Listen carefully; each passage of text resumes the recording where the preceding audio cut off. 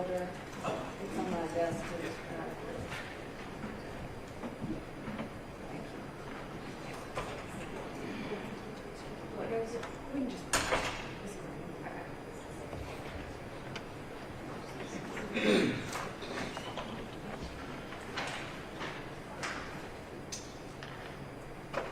All right, before we get started with closings, and I appreciate your patience, I did work on this last night and stayed up doing some research on the issues that we said we would table, and then finished the remainder of the charge this morning, and then we couldn't get it to print. So that's what we've been working on for the past 10 minutes, is trying to get it to print.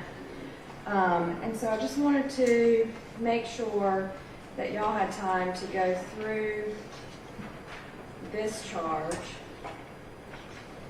Specifically,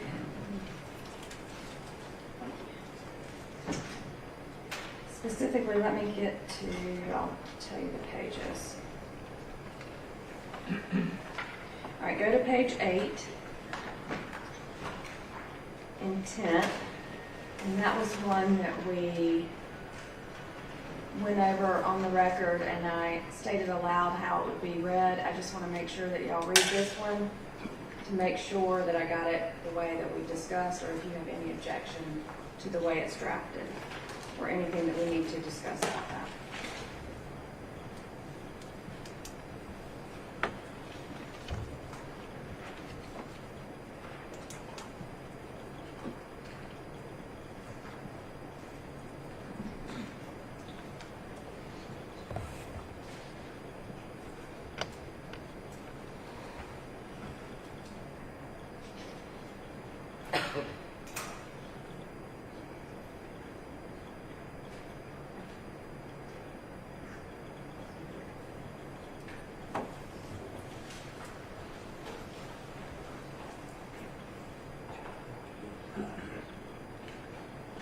No objection, John. Okay. No objection. All right, thank you. The next one, please go to page 10, proximate cause. And there was no issue, I believe, from either party on that first portion of the charge, but the issue was whether to charge on intervening act. And so the pattern charge says to raise the issue, if the evidence raises the issue of an intervening act, to charge the following, which also had defendants 18. And I believe I stated yesterday I was not inclined to give that, but I would table it and do some additional research. And after the research and reading a lot of cases last night, I do not see how the intervening act, as far as in this charge, applies. Yes. So the inquiry about intervening acts asks whether an intervening act was itself a natural and probable consequence of the defendant's conduct. And so it doesn't mean that the defense can't argue or make an argument about the victim drivers turning left. But as far as this charge, it would not be an appropriate charge based on the evidence in this case, because it was not a natural and probable consequence of the defendant's conduct, as the case law states it. So if the intervening act was, if it ensued in the ordinary course of the events, or it was set in motion by the original wrongdoer, then those could be intervening acts. But I do not find that this portion of the charge applies specifically to this case. Yes, ma'am. All right. So any further objection on the proximate cause as stated here in this charge? No, Your Honor. No, Your Honor.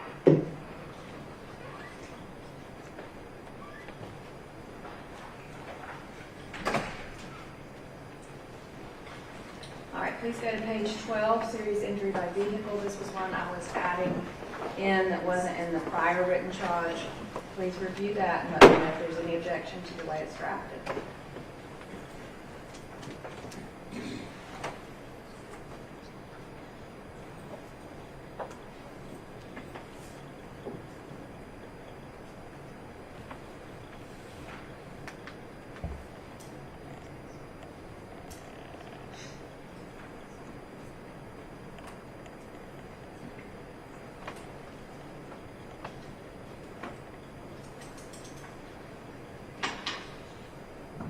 No objection from the state, Your Honor.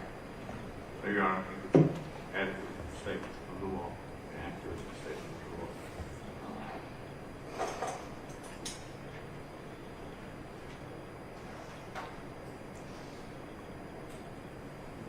Please look at page 13 on speeding. And there we had a lot of discussion about the enumerations in the pattern charge. And make sure that this is the way we talked about, or if there's anything to address on that speeding charge.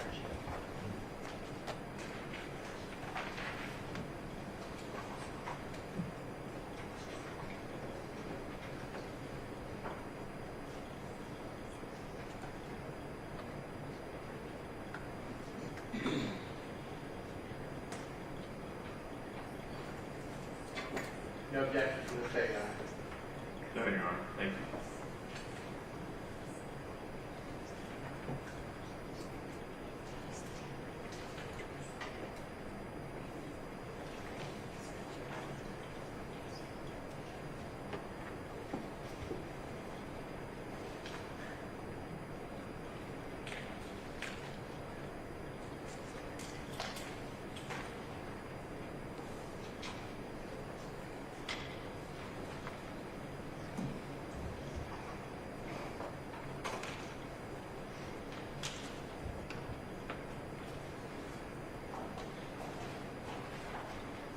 I believe all the others we discussed in detail yesterday. Those were the ones specifically that thought we needed to look at. But do y'all need a little bit more time to look at those? Or are y'all fine moving forward with the charge? We're fine moving forward, Your Honor. No objection, Your Honor, we can move forward. Okay. And then the last thing I just wanted to put on the record, because I did say that if I found anything else regarding excuse or accident, I would let y'all know. And just to cover that, excuse goes to affirmative defenses, and so I didn't find anything that would make it apply here. And then accident is not necessarily an affirmative defense, but it's an intent defense.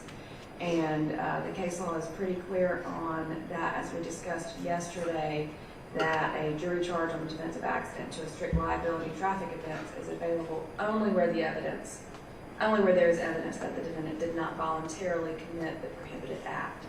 And so I still find that the accident charge does not apply to the facts in this case, and that should not give it. And I could not find anything else that would lead me to change that. But I did give y'all the opportunity that if you found something else, to let me know. Is there anything else y'all found that would show differently? No, Your Honor. No, Your Honor. Okay. Anything else to address in the charge? Nothing on the state, Judge. Not from the defense. All right, we are probably getting ready to move into somewhere between 2 and 3 hours straight for the attorneys. Do y'all need to use the restroom before we get started? It's fine if you do. I know that's a long time. Probably a good idea.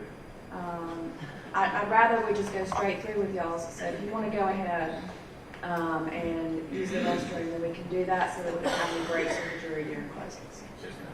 All right. Then I am going to step out, make sure any court staff tell me to use the restroom also. Just go ahead, please. And then we can avoid any breaks in the middle of closings.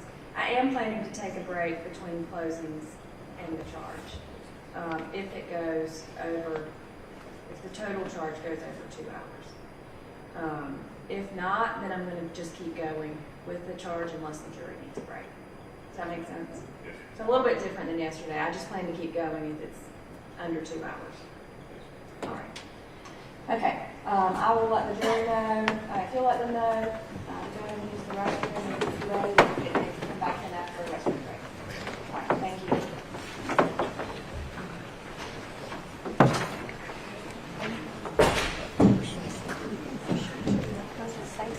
Yeah, it should be. I'm leaving my phone. All right. Okay, everyone.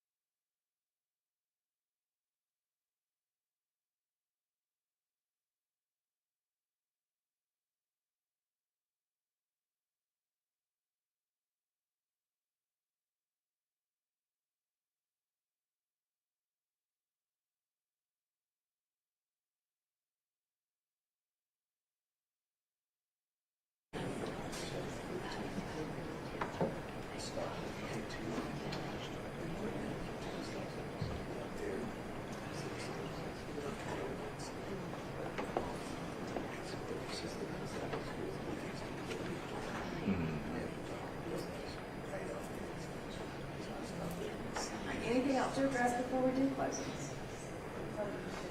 Then the defense, Your Honor. Are y'all ready for the jury? Yes, ma'am. Go ahead and bring in the jury.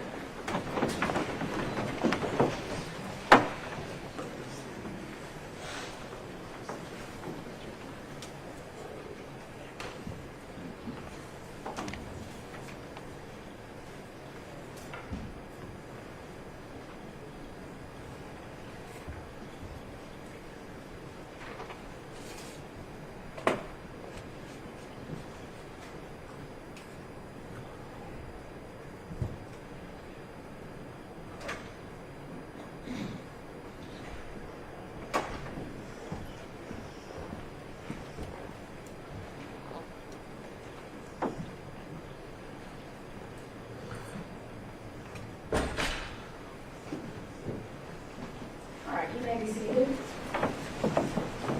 Ladies and gentlemen, as I stated yesterday, we have heard all the evidence in this case. Now it is time to move into the closing arguments by the attorneys. The state has the right to do what is called open and close, which means the state will get to argue first, then it will be the defendant's turn, where Mr. Kilburn will give his closing argument, and then the state has the opportunity to come back. After those closing arguments, I will then charge you on the law that you apply to the facts as you find them to be in this case. Ms. Waters, you're giving the closing, right? You may go ahead.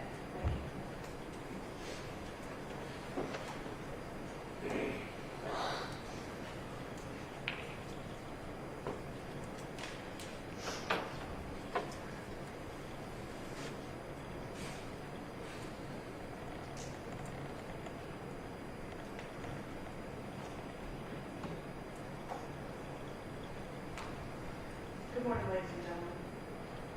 First off, I want to thank you for your time and your attention. I know this has been a long trial. We take you away from your families and your jobs. And I appreciate you being attentive. I appreciate you being here on time. I think in all the years I've been doing this, that's the first. But everyone has been here when they've been asked to be. State of Georgia versus Anthony James Scott.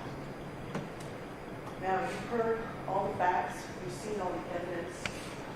So right now, we're going to talk a little bit about the law. Speeding. No person shall drive a vehicle at a speed that is greater and is reasonable and careful under conditions and having regard for actual or potential hazards.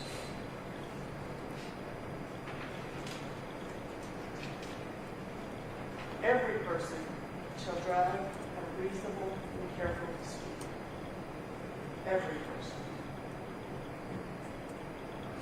When approaching and crossing an intersection, when approaching and traversing a hillcrest, when special hazards exist by reasons of weather or roadway conditions.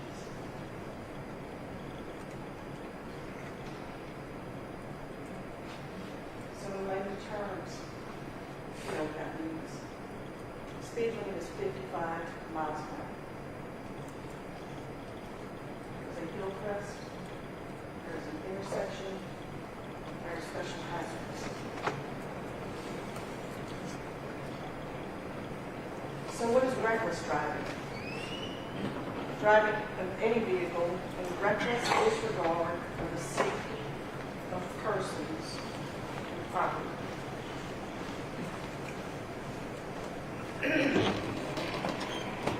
Now the indictment reads, driving at night in excess of the posted speed limit of 55, while traveling over a hill with reduced visibility.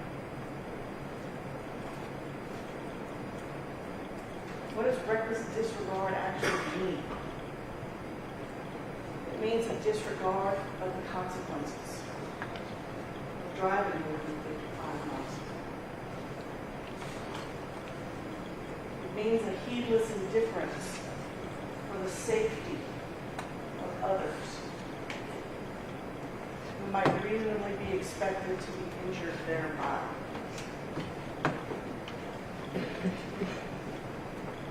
Now, we've all been on the roadways before.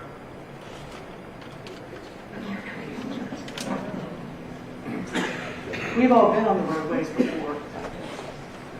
And you've said to someone in the car with you, oh my gosh, that person is driving crazy. They're going to kill someone. You know what that looks like. And if it were to happen, you wouldn't be surprised. That's reckless driving. Now, serious injury by vehicle is any person who, without malice of forethought. And what does that mean? Nobody is alleging that the defendant in this case intended to hurt these boys or kill these girls.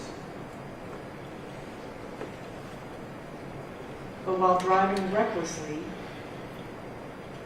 causes an accident that results in bodily harm. And what is bodily harm? Seriously disfigures their body or a member thereof. Causes organic brain damage, which renders the body or any member thereof useless. And so here, serious disfigurement of the body.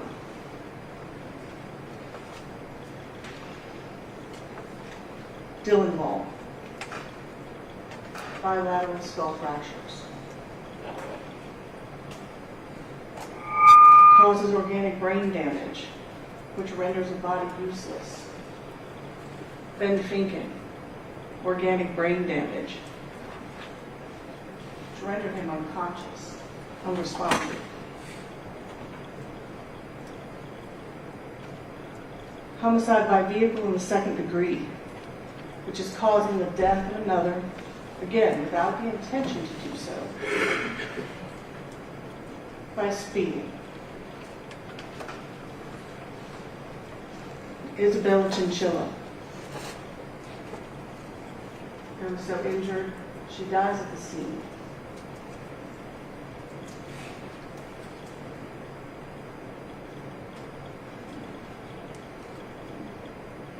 Kylie Lindsay,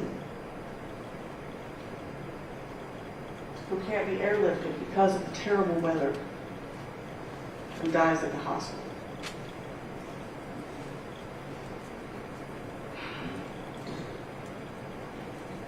Now, the crux of this is going to be, what is that cause? And legally, it's called proximate cause. And what does that term even mean?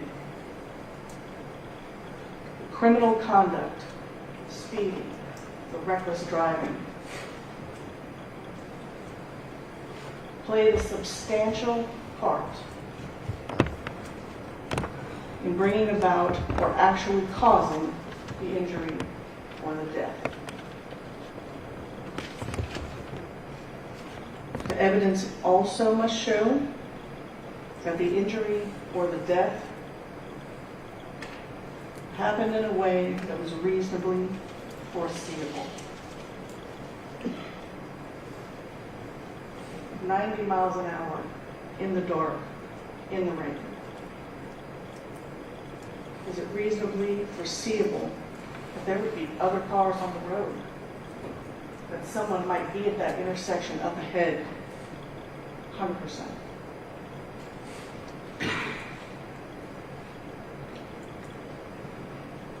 To be reasonably foreseeable, it must have happened as a direct result of the defendant's conduct.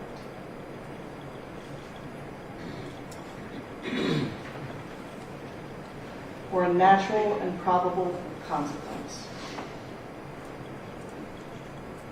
All of those things are true. There's no mystery here. What is a natural or probable consequence? Defendant is responsible for a consequence which is probable in light of ordinary and usual experience. We've all driven 90 miles an hour before he hits that curb rest. 66 miles an hour at impact. Natural consequence, an ordinary experience. Now, the judge is also going to tell you about something called strict liability. So, for violations of Title 40, which are essentially your traffic offenses, speeding, reckless driving, the state is not required to prove mental fault. What does that mean? Criminal intent means the defendant voluntarily committed the act the statute prohibits. Got in his car and he drove the way he did.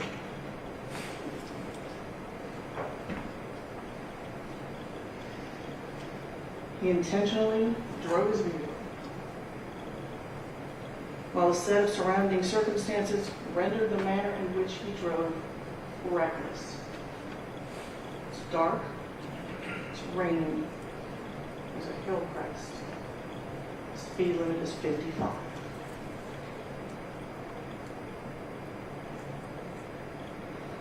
The state is not required to prove that the defendant intended to drive recklessly.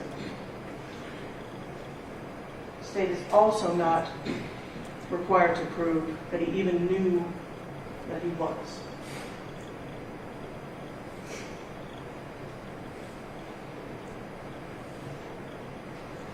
Which brings us to reasonable doubt. Reasonable doubt is sometimes a hard thing to put your mind around. It's the doubt of a fair-minded juror honestly seeking the truth. But it is not beyond all doubt. It is not for mathematical certainty. So we like to use analogies. So for instance, I'm putting together a puzzle. Got all my edges, started to fill in. I'm not finished. There are probably pieces missing, not done. But you can walk in and you can look at that and you can say, huh, that's going to be a tiger. I haven't filled in everything, but you know what it is. Someone may come along and want you to believe it's a lighthouse, but it's not. You know it's a tiger. And when I come back, we're going to talk about why.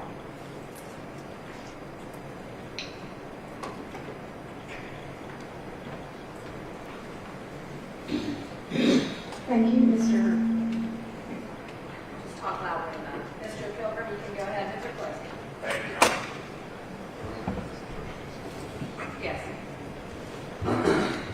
We'll move this around just a hair. I like to sit in the middle of the opinion. First of all, this lawyer says, I want to say thank you. Thank you for being present. Thank you for being attentive. Thank you for showing up. I know nobody gets the gentleman the summons in the mail and say, oh, great, I get to go to jury duty for a week and a half. I understand that. I understand it's taking you from your families, from your jobs, from your children, from your spouses, your grandchildren. I understand that. And having done this a lot of different places all over the state of Georgia, I'm very thankful for jurors. I truly am. Because without them, we wouldn't have a jury trial. And while you may not know it right now, obviously this is very, very important to the people involved here. This is the cornerstone of American democracy. This republic was founded based on the ideas that people in the judicial system have to say. Not the police, not the judges, not the prosecutors, not the lawyers, but people, just like you. And that's super important. So whether you know it or not, you're playing a constitutional role today and in doing this trial. And it's very, very important. So I just want to tell you thank you. Thank you for taking it seriously. Thank you for paying attention. Thank you for taking your notes. Before we start today, though, I want to do a little group project. If everyone will, let's look at the symbol behind the judge. Okay, let's see. Set. I want to take your hand, place it over your right eye, and look at it. You can see really well to your left, right? Okay. Take your hand down. Put it over your left eye. Can't really see over here, can you? No. So that is what I'm going to ask you to do. So use both eyes. Open your eyes and open your mind. Because that's what I'm going to ask you to do. Because State of Georgia has not done it. State of Georgia has looked at this case with one eye. And they want you to do the same. But I know you're too smart for that. They don't want you to consider anything else. They want to consider one path. So let's not kid ourselves. We're not here because of speeding. We're not here because of reckless driving. We're here because there was a collision. I don't think anybody thinks different than that. We're here because there was a collision. Now, this was a two-car collision, and there were two drivers. We're going to talk about that a lot today. And I'm going to be a little bit longer than her because the legislature decided that I only get to go once, and they get to go twice. So I'm going to be a little longer. And I will try to be as quick as I can, but I do want to bring out some points. In this particular case, the state of Georgia wants you to focus on the behavior of my client, the decisions he made. But we know there's more than that. We got both eyes open, we can see both sides. And that's what I'm asking you to do here, see both sides. Now, there's going to be an indictment that's going to go back with you. And you're going to read these things, but there's a couple things I want to bring up. And this illustrates the point I've made to you. It says that the defendant in this case accused of driving reckless disregard for persons at night while traveling over a hill. The other driver was driving at night over a hill. They mentioned that my client was driving disregard for the speed limit. The other driver had disregard for the speed limit. But they're not asking you to consider that, are they? Why?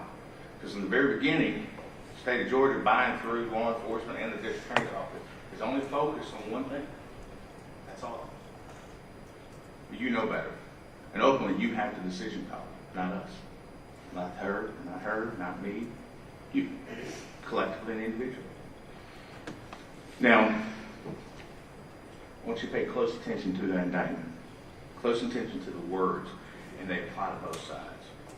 Now, you may remember during the opening statements, I mentioned to you about this loaf of bread, which miraculously is not mobile.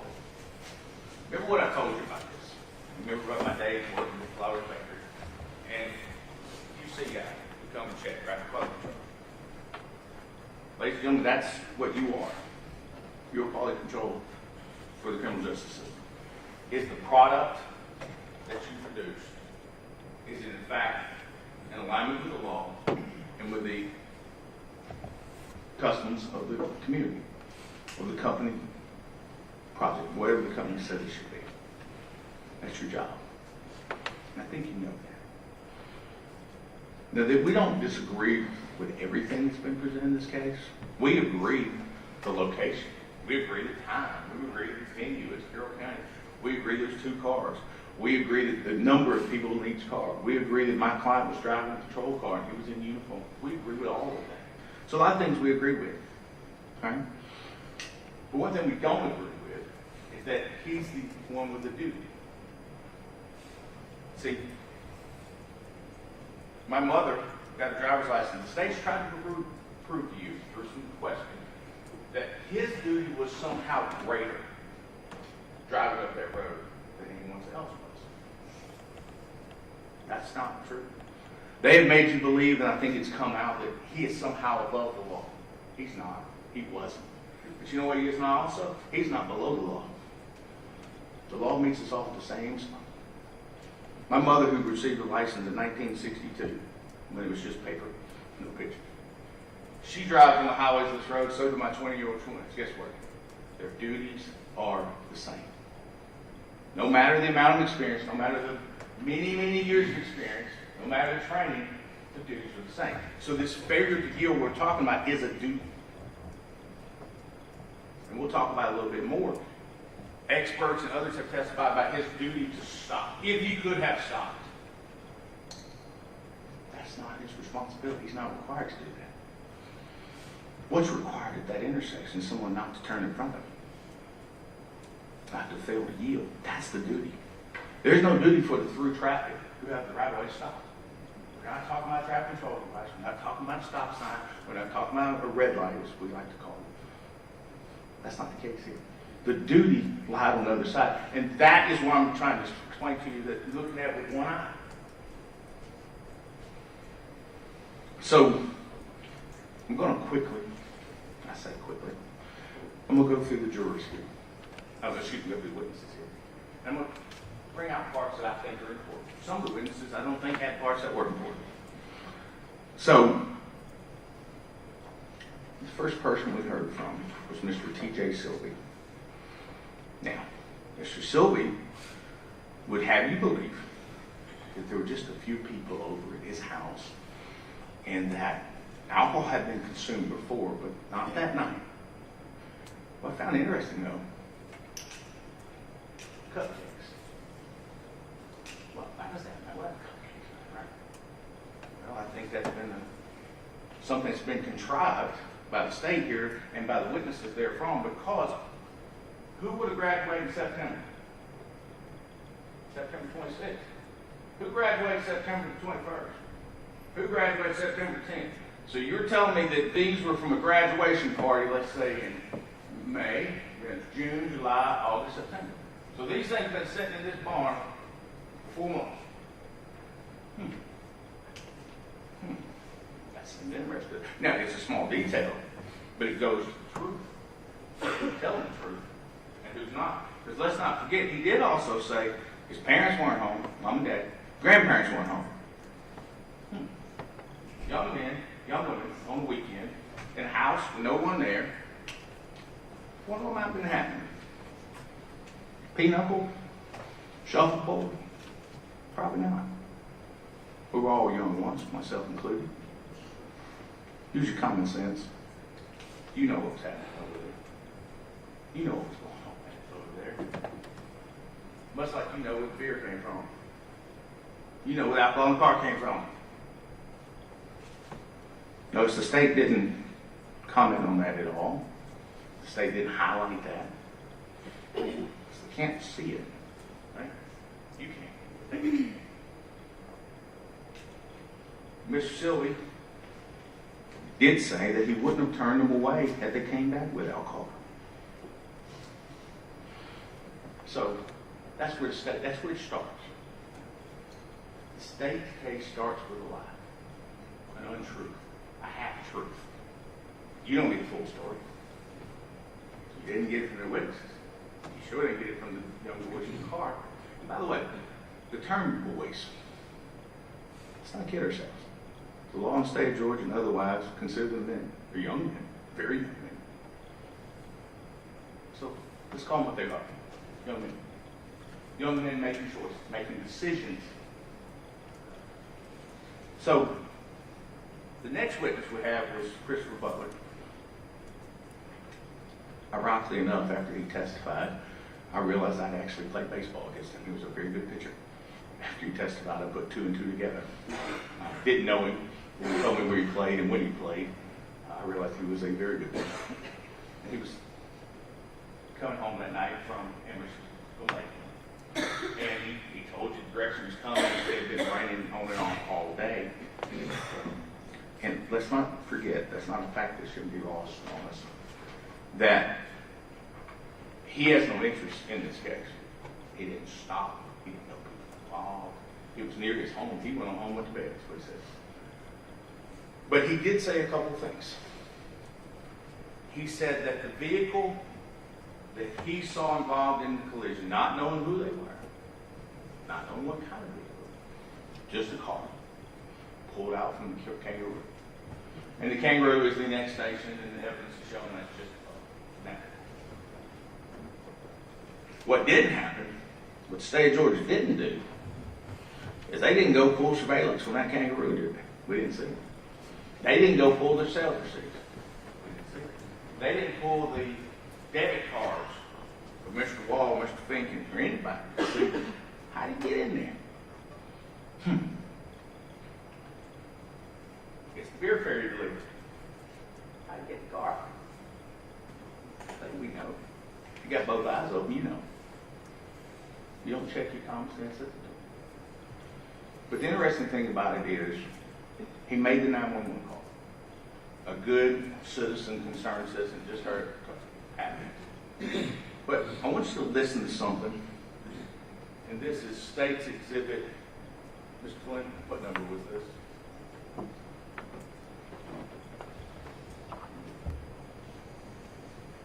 The state introduced this into evidence. Recording 3. Listen to just a short portion of this, if you would, please.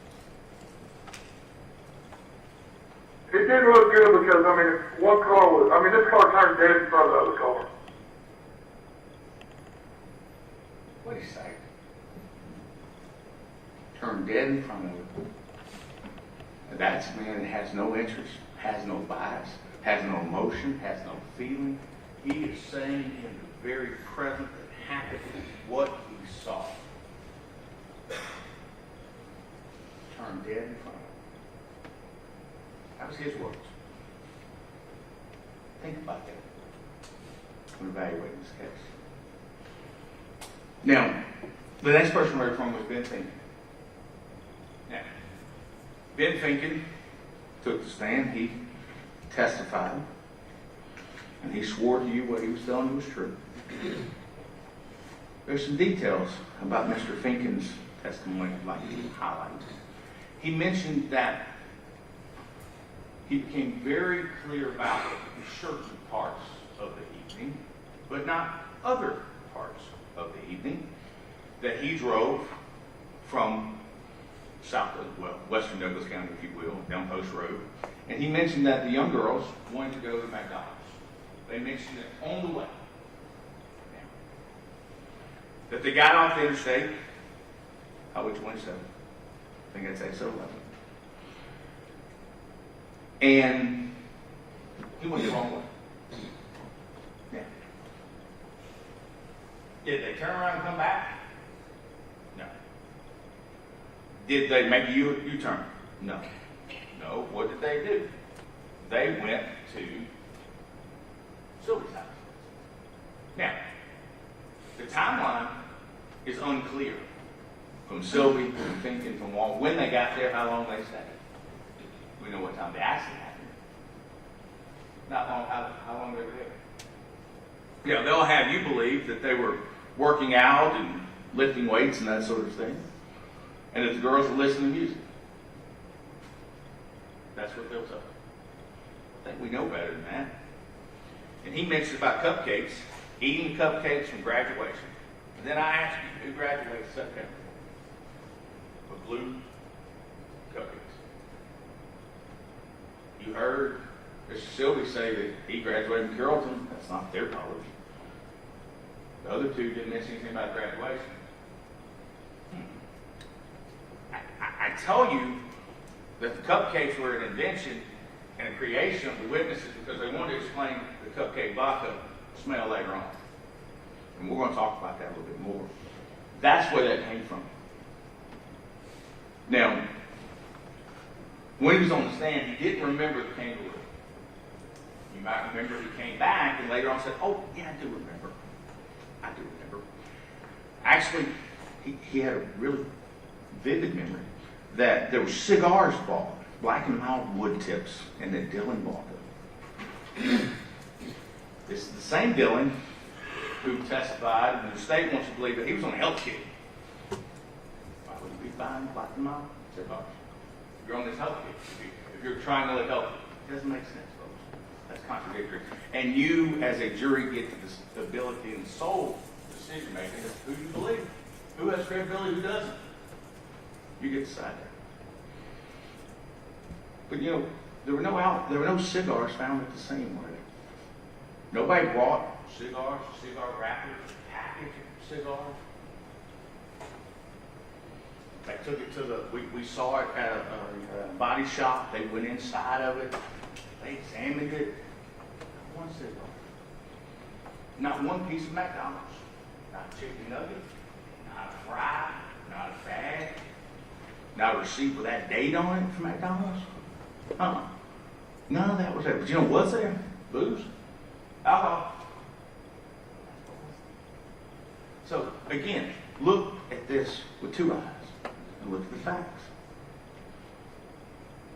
He also said that he was on the phone with his girlfriend at the time. And maybe that's a girl's relationship. I don't want to overstep that. And that they were texting back and forth and they were mad at each other, the way young kids will become. And he also said that when they reached this intersection, that Mr. Wall asked him, hey, you see headlights? Man, let's think about that, if you will, the logistics of that. Mr. Wall is in the driver's seat, thinking, in the passenger seat. They were making a left. Why would Mr. Wall need to ask Mr. Finken if he saw headlights?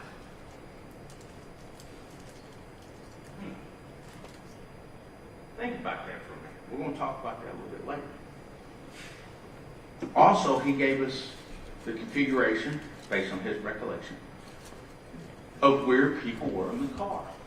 He said Mr. Wall was driving, Mr. Finken was here, Miss Lindsay was here, and Miss Chinchilla was here. We're going to talk a little bit more about that later on, but remember, that's their story. That's what he told us. Okay. He also told us that there had been a plan. They were going to drink that night. Maybe the honest thing he said, or most honest thing he said. They were going to drink that night. Now, next we have Dylan Wall, the driver. Mr. Wall gave the same configuration to the people inside the car. He said he was not going to drink because he was on a health kick. He was trying to add weight, trying to bulk up. The interesting thing is, to me, that Mr. Wall had his brother's ID in his wallet, and that he used it to buy alcohol. He told you that. So from the very beginning, his identification was false. It wasn't who he was. Did he look like his brother? Probably. If you're going to use a fake ID, use one of your brothers. It's a good idea to do. People will be much less likely to catch you. But he says that he doesn't remember buying the beer. So, the two people who are alive in the car, where there's alcohol, don't know where it came from. Credibility, folks. Be believe. They do know where it came from. They're just not telling. They're not willing to admit it. But I think we all know where it came from. And we all know how they got to that spot that they got it. Some people will say, and the state may argue, if our client hadn't been traveling the speed he was traveling, he wouldn't have been at that intersection at that time. Okay. But that's an open-ended argument. If they'd actually gone to McDonald's, they would have been there. Had they not made a beer run, he would have been there. Had I not put my tie on this morning, I wouldn't have it on now. The argument goes on forever. Therefore, it's not a valid argument. So remember that. Eyes open. The next thing we've heard from was from Josh Lambert, who was the brake duty officer. The interesting thing about Mr. Lambert, I thought, was he confirmed our client's recollection of the events about the battery being charged and they were under the bridge. And also, if you remember, Mr. Butler also said he saw law enforcement under the bridge, and that wasn't an uncommon place for him to be that time of night. So, again, start thinking about your stories. Think about whose stories add up and whose don't. But the charger, he confirmed my client's portion about the charger. In fact, he would have to come back and bring it again. Next, we have Mr. Alexander. if you remember Mr. Alexander's dash cam that we watched, bike. You hear my client at the scene. He has blood on his uniform. You hear him testify. And what he says is, or not testify, but he would state, they pulled right out in front of him. Damn. That was his presence impression. That presence impression matches what Mr. Butler said. So it's not like he contrived his story and made this up after the fact. Moments after, in live time, in nature. That's what he said. Mr. Alexander, Mr. Lambert, Mr. Wagner all testified to seeing alcohol at the scene. And not just one bottle of alcohol, not just one broken bottle that may have been thrown out by a careless litterer. It was in the road, it was in the ditch, it was in the car. They were clear about that. We then heard from Officer Philip Wagner. Mr. Wagner gave us the information concerning alcohol at the scene, again, consistent. Helicopter was too wet. Why does that matter? Well, the state has made the condition of the road an issue. But nobody drives one car and not the other in the same condition. The weather was for both people, not just one. Next person we heard from was Mr. Tommy Crafton. And he talked about how cameras worked, and he retrieved the dash cam footage. Now, and he retrieved it from, and he was a state patrol officer and worked for the state patrol, Department of Public Safety, and he retrieved the video. Now, are we ready, Mr. Flynn, with the video? I think this was states on the day. Not that one, the other. Not that one, the other video. The dash cam. I believe this was states exhibit 11, if I'm not mistaken. 12. Because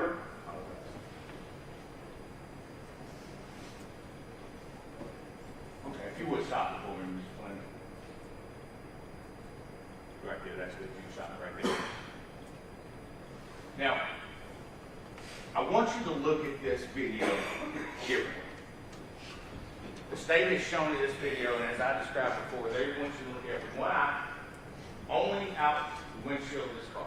And the reason I say this is in opening of their closing, the state mentioned about consequence. Probable, not possible. So I want you to look at this as well. You can hit play now. Thank you very much. All right, let's stop. Those cars that he just saw, headlights. Did they turn in front of him? No, they didn't. You can continue. Stop. More cars. Did any of those turn in front of him? Based on the state's theory, he should know what that driver's going to do by seeing the headlights. That's enough. You can continue, please. And stop again. More headlights. More cars. Is it probable that they're going to cross the median in front of them? Possible, but that's not the same. You can continue. Stop. Another car. There's another turning area. Was he supposed to know their direction? Is any driver supposed to know their direction? No, they're not. You can continue. Stop. That vehicle there, going the same direction. Is he to know that person's going to maintain their lane? Or just is expected, is it reasonable that he would turn right in front of you? No, it's not. You can continue.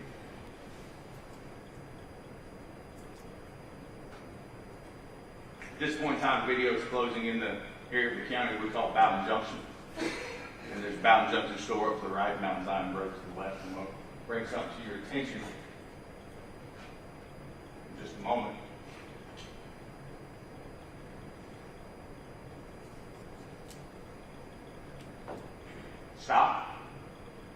Yet another car with a turn area that they could have made a left. Is it probable that they would make a left in front of him? No, it's not. How would he know? How would any driver know? You can continue. Well, hold on. There's more cars. How would he know what they're going to do? He wouldn't. You can continue. Now, there appears to be a couple of cars in front of it. I want to pay close attention to those cars in front of it as we approach the traffic light. First of all, the vehicle directly in front of him, if you'll pay close attention to this, stop. What does that vehicle do? Turns on the turn signal, also known as an indicator. What you intend to do, what you indicate to other drivers you will do. We don't see that in Nissan, do we? No one's ever told you that. No one's ever testified that. You do not see that in the video. You see it here, right? Fast forward just to continue just a moment. And stop. Notice the car to the left, which is the direct opposite of the car that Nissan was traveling. What does it do? Puts its brakes on. Puts on its left indicator. Turn signal. What does it do? What doesn't happen to it? There's no action. Right? Because that driver, that night, at that moment, decided to yield. Because that is their duty. Watch it. That's in real time. That's not recreation. That's not recollection. That is real time. Watch what they did. You can continue.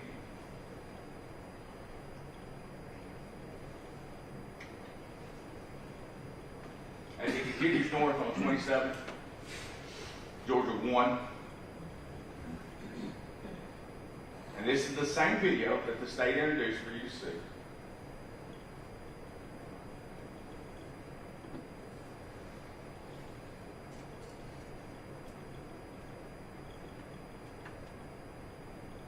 Stop.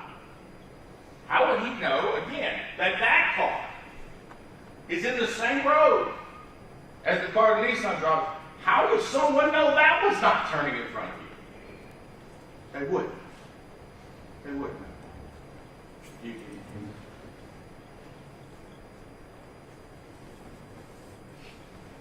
And you can stop it right here. So, the line of sight, and we'll talk about that in a little bit. The line of sight.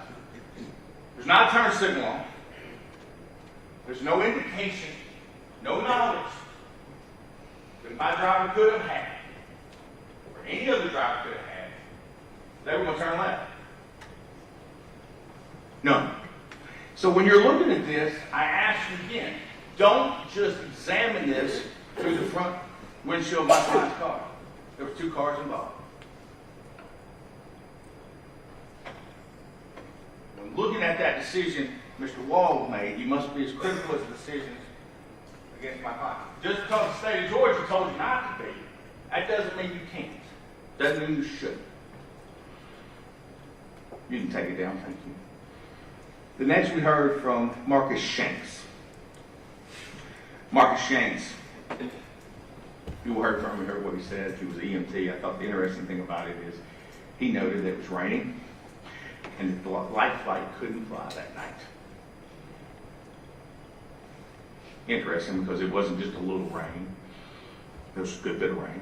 If you remember, there were photographs the skirt team took to make the rain is on the lens. We'll talk to you in a minute, but remember the dirty boots, the muddy boots. Mud doesn't happen with just a little bit of rain. It's been raining a while. Now, this rain and conditions of the road are known by the other drivers as much as mine. But the state of Georgia, buying through the indictment, don't actually consider that. I do. I do. The next we heard from Jessica Polk. Jessica Polk was a EMS, I think she was a paramedic. And we see in Wagner's dash cam that she comes up and begins to render aid and assess the situation and triage the patient, Mr. Wall. Why is that important? Well, because she tells them, or she testified, that Wall admitted to drinking that night. Notice the state of Georgia, by and through its indictments, the district attorney's office never mentions that part to you. Does it? Instead, they rely on medical records, not legal documents, and we'll talk about that a little bit more in a little while, to excuse his statements. But again, this is present sense and pressure. At the moment, that is what he said. No one discredits Ms. Paul. Nobody. Nobody says, ma'am, you're lying. Ma'am, you're not telling the truth. Ma'am, you don't remember. Ma'am, you had a TBI, you had a brain injury, you can't remember. Nobody says that about her. You know what? It's no truth. That's what happened at the scene. Remember that when making this assessment. Next witness I find that was interesting to us was Jonathan Driscoll. He was one of the skirt team folks who just got there. And Mr. Driscoll testified about his muddy boots. Remember, he said he ruined them. Because he had to go up by the Nissan, and he was up on the embankment, he ruined his boots. Right? Muddy. Mud doesn't happen instantaneously. Takes a little while to make that happen. Georgia red clay will mud up on you when you get enough rain on it. But that tells you it's been raining. But it was raining on both sides. It wasn't just raining on my client's windshield. Now, he is the one who discussed about the airbags. Now I'm going to show you a picture, if we're ready, of the airbag that he took out and he testified to. And I'm going to use what's called a solo system.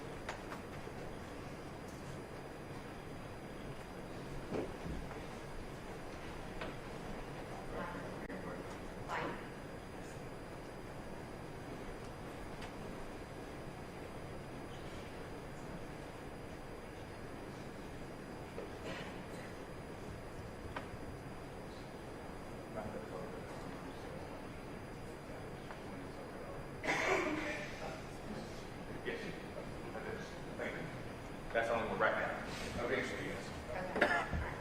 All right. He testified, the truth, that this was there. Now, we will talk a little bit more about this later, but I want you to pay close attention to this area. How it's made.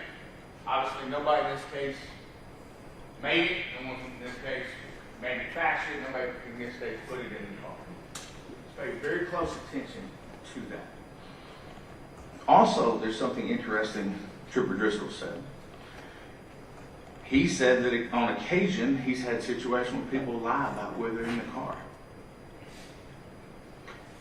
He also said injuries to occupants are important to help determine how the injuries occurred inside or outside the car. He said that, and this is a man who worked for the skirt team, who spent years and years and decades of his life involved in traffic collisions. Now, I say that to you now, and we'll talk a little bit more about that, about where people are in the car and their injuries. Next, we heard from Chad Barrow. Now, Mr. Barrow, at the time, was in charge of Troop D's skirt. And we heard Troop D's this large 20-something county area, and he was in charge of it. And this happened very close to his house, but he testified that he was out of town, so therefore he didn't arrive at the scene. He wasn't on call. But one thing that we did get in him was the drone footage. And I want to talk about that. Do we have the drone footage? This was entered in our case. He testified to it. All right, if you would stop. Now, before we watch this, I remember when my kids were little, and they were young. We used to love going to the zoo. We still go to the zoo all over the country. We love going to the aquarium. But I don't think anybody would believe that a tiger in captivity is the same as the beluga whale is the same in the aquarium in Atlanta as it is in the ocean. They're different, right? There's a controlled environment. So, what I found most interesting about this drone footage was this. The driver of this white, I'm going to call it a van. I think it looks like a van. Not sure if it's an SUV. I'm going to call it a van. This driver of the white van had no knowledge that he or she was being videotaped, being recorded, right? This is an in-nature documentary, if you will, such as National Geographic would do. Now let's watch this car, shall we? You can play it. Let's count. 1, 2, 3, stop. So, he had upwards of 3 seconds on the next set of cars. He didn't do that. Let's watch the next one. Continue. 1, 2, 3, 4, stop. It's 4 seconds to make the left-hand turn in front of these folks, but he didn't do it, did he? You can continue. 5, 1, 2, 3. Another 3 seconds. You can stop it. He didn't make a turn, did he? Let's watch again. You can continue. And then finally, you can stop it now. Thank you. You know what that driver did in nature? He yielded. In the daytime, not in the rain, not on a hill crest. He yielded. You know what didn't happen? It wasn't an accident. Because the speed of those drivers didn't matter. What mattered was him getting in the lane without yielding. And we got a chance to see it in nature. And this was taken a few days after the incident. So that's how it looked. Intersection. I thought that was super important because we very rarely do we get to see something in nature as it actually happens. And this is why I tell you speed is not the reason we're here. We're here because there was a collision. And then you have to look at what is the cause of the collision. Failure to yield is the cause of collision. That in and of itself proves to you that in nature, it doesn't happen if you yield. Next thing we heard was from Brandon Stone, who also marked alcohol at the scene. I thought it was interesting, I think it was States Exhibit 15 through 18. And this builds a little bit on our case. You got back. What was very interesting to me, and I'm going to use this elbow again if I may, is they marked it AOI, area of impact. Now, you may remember, and we'll talk about it a little bit more, area of impact. That is where they believe that the cars met. That is the first point that two different vehicles met one another. Right? Area of impact. Now, the interesting thing about that, for me, if you've heard testimony, we'll discuss it a little bit more, is that area of impact was completely in the right-hand lane. It was the back right end of that car. So, let's think, what does that mean for that driver? When he made a left and made the decision and made the choice to make a left-hand turn, he could have stopped there. He could have yielded. He didn't. When his front wheels got into what we'll call the number 1 lane, the left-hand lane, could have stopped there. He didn't. When his back wheels got in the first lane, he could have stopped. He didn't. When his front wheels got into the second lane, he could have stopped. He didn't. As a matter of fact, he never stopped. Never stopped. So what does that tell us logically? He never looked. He never looked. None of us would simply get punched in the face and just let it happen, would we? We would try to dodge it. We would try to look it. It never happened. You know why? Because he never looked. Or he couldn't see. Either way, it's a choice, it's a decision he made, not my client. Now, as we move forward in the case, we heard from Brandon Stone. Again, Brandon Stone came up here in front of you and did math. Remember that. And remember what his math was. There was a drag coefficient that he needed to figure out. And the drag coefficient was from 0.80 to 0.45 with his wet or his dry.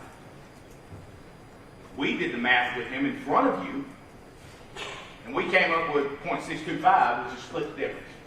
And at that speed, at 54 miles an hour, it still would have happened. At 54 miles an hour, it still would have happened. So what does that tell you? Speed is not the issue. Speed is not the cause. Speed is not the approximate cause. The state wants you to look just this way, and that's all you see. But that's not true. You know it. It was shown to you. Also, one of the interesting things is Mr. Stone developed a theory during the course of his investigation. Of which side, or which, the front or back, Miss Lindsay may have come out of. Because I think we all agree that her body was found in the road. No one disputes that. Before we go on, I want to say the loss of those two young women is a tragedy, an absolute tragedy. No parent should ever have to see their children that way. No parent should ever have to put their child on the ground before them. And I'm remorseful. I'm sorry that happened to them. I'm very sorry. Never let that be lost.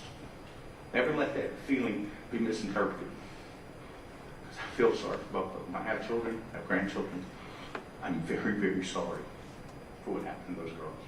I am. No, regardless of what decided here today, that does not change. And it's not changed in my heart since this beginning. But let's look at what Trooper Stone, an expert witness, has tendered by the state. He talked about there was a theory developed about Kylie Lindsay being somewhere in the front seat. Kylie Lindsay being ejected from the front passenger side window onto the roadway. Now, notice the state never bothered to give you any information about that. They never bothered to look into it too much, did they? Again, they want you to look at it with one eye open and see it the way they see it. But that's not what we're here about. We're here to render a verdict that speaks the truth. And that's the whole truth. Not truth of emotion or public opinion, but the whole truth, according to the law. If you look at it, he came up with a theory that she may have gone out the front passenger side window. Because I don't think anyone suggests that anyone came out of the driver's side. So that left them out of the passenger side. The interesting thing about that is, and we'll talk just a little bit more about it, is look at the injuries. Okay? Look at what the bodies tell us. Also, Trooper Stone said, or Mr. Stone said, had the Nissan not turned in front of, we wouldn't have an accident. He also verified that the right-of-way belong to whomever is on Highway 27, the major thoroughfare. In this case, my client. Let's not forget that. Let's not get lost or lose sight of the full picture. He also did the imaging.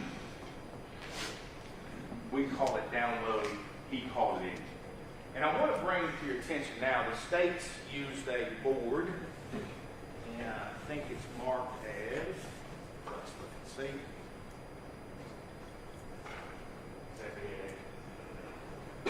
Let's look at this, because the state's going to use this and use it in their, that's on proper action. I want to look at a couple of things. 1.9, 1.8, those sort of things. Let's look. Because one of the state's claims that my client was reckless and had reckless disregard for the person's property, personal property. Right? Let's look and see what the data, what the evidence shows us. That at 1.9, he's at 52% in his accelerator. And he's 30% into the throttle, and he begins to move his steering wheel 60. Thank you, Cameron. Then, after there's a hair. 1.8. Look what happens. The accelerator goes to 0. What does that tell us? This is static evidence. It doesn't matter who's driving. This is static evidence. It's no involvement, no motion. It goes to 0. What does that tell us he did? Pretty slow. Right? That's what that tells us.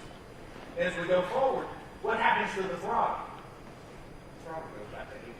What happens to the RPMs? They drop. What happens to the steering wheel? It moves around. And constantly throughout this, then we get into braking. Oh, no. The braking comes on at 1.6. That is static evidence. Not collected for or against, it just is. What does that tell us? Well, if you look at the other vehicle, it never did any of those things. It never got off the gas. It never got on the brake. It never made a right. It never made a left. It made a turn at 22 miles an hour and never let up. Even their own expert told you in his example, it made up for 22 miles an hour and never let up. But the state wants you to believe my client was reckless. He had reckless disregard. That indicates something different. No, the evidence tells us something different. That in fact he did have regard. That he did have his heads up. That he was paying attention. Because see, speed's not the only issue. Next we heard from Dr. Wheatley. The guy spent 20 years at Grady. Deserves sainthood. He's worked in the ER and he's also a professor at Emory now. But the interesting thing from Dr. Wheatley was this. He verified the injuries. We don't dispute there's injuries. We don't dispute there was death. I know. We dispute who caused it. Who's the proximate cause of it. Who should carry the weight of it. We dispute that. But the thing I thought most interesting from a qualified witness was Dr. Wheatley told us that a human body consistent of that of Mr. Wall would metabolize alcohol at 0.01 to 0.012 per hour. Natural metabolism. Blood draw was 2 hours later, based on the records. Now, there's another thing about these records, and we're going to talk about Dr. Koch here in just a minute. These are not legal documents. Doesn't mean you can't consider it. But they're not legal documents. They're medical records. It's in the records.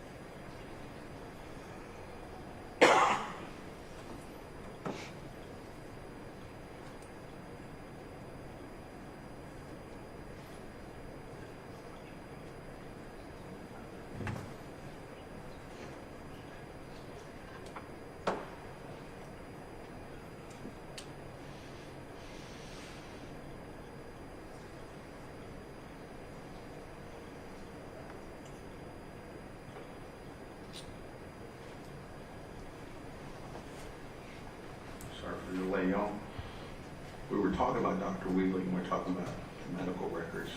I don't want to tell you that they're illegal. They were legally obtained. They're legal documents, and you can consider them. However, I want you to consider what was said by Dr. Koch, who was the next witness.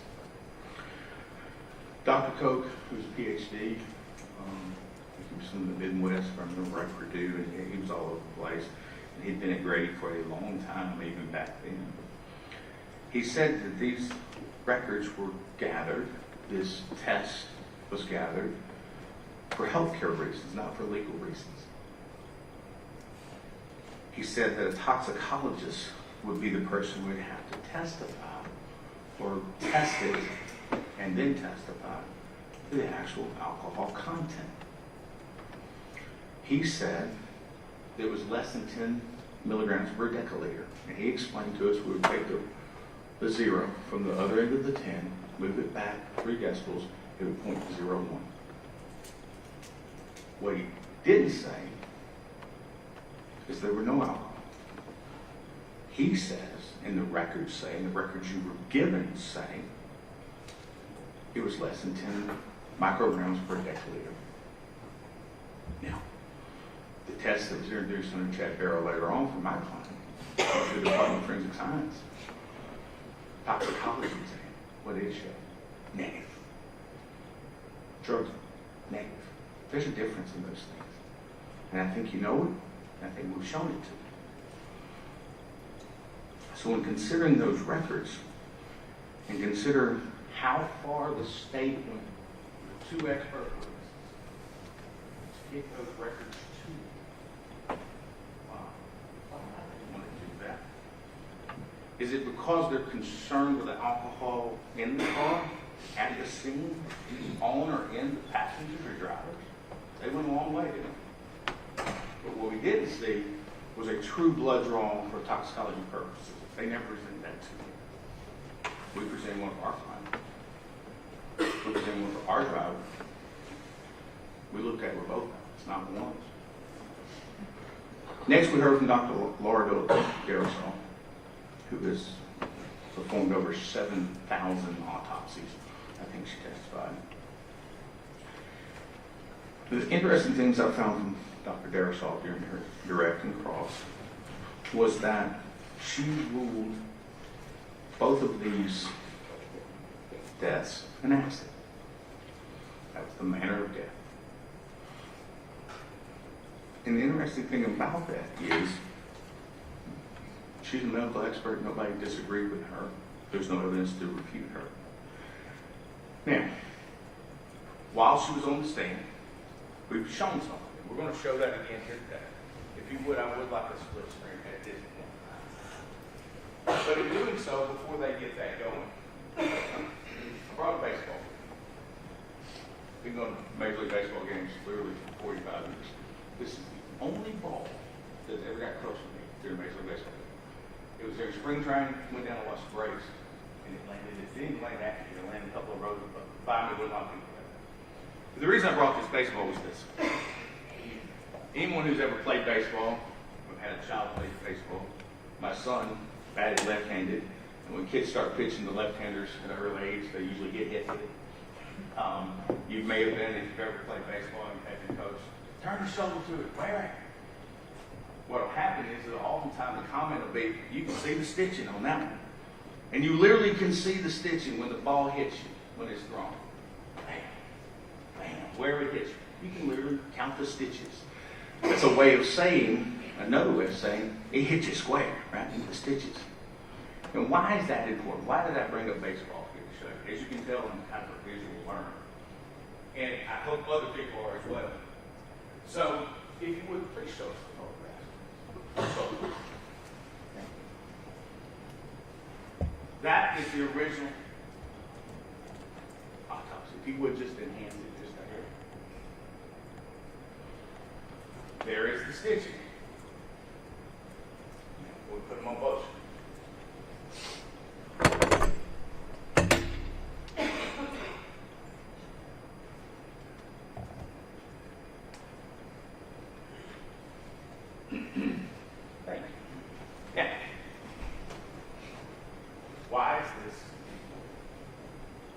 based on Dr. Darrison.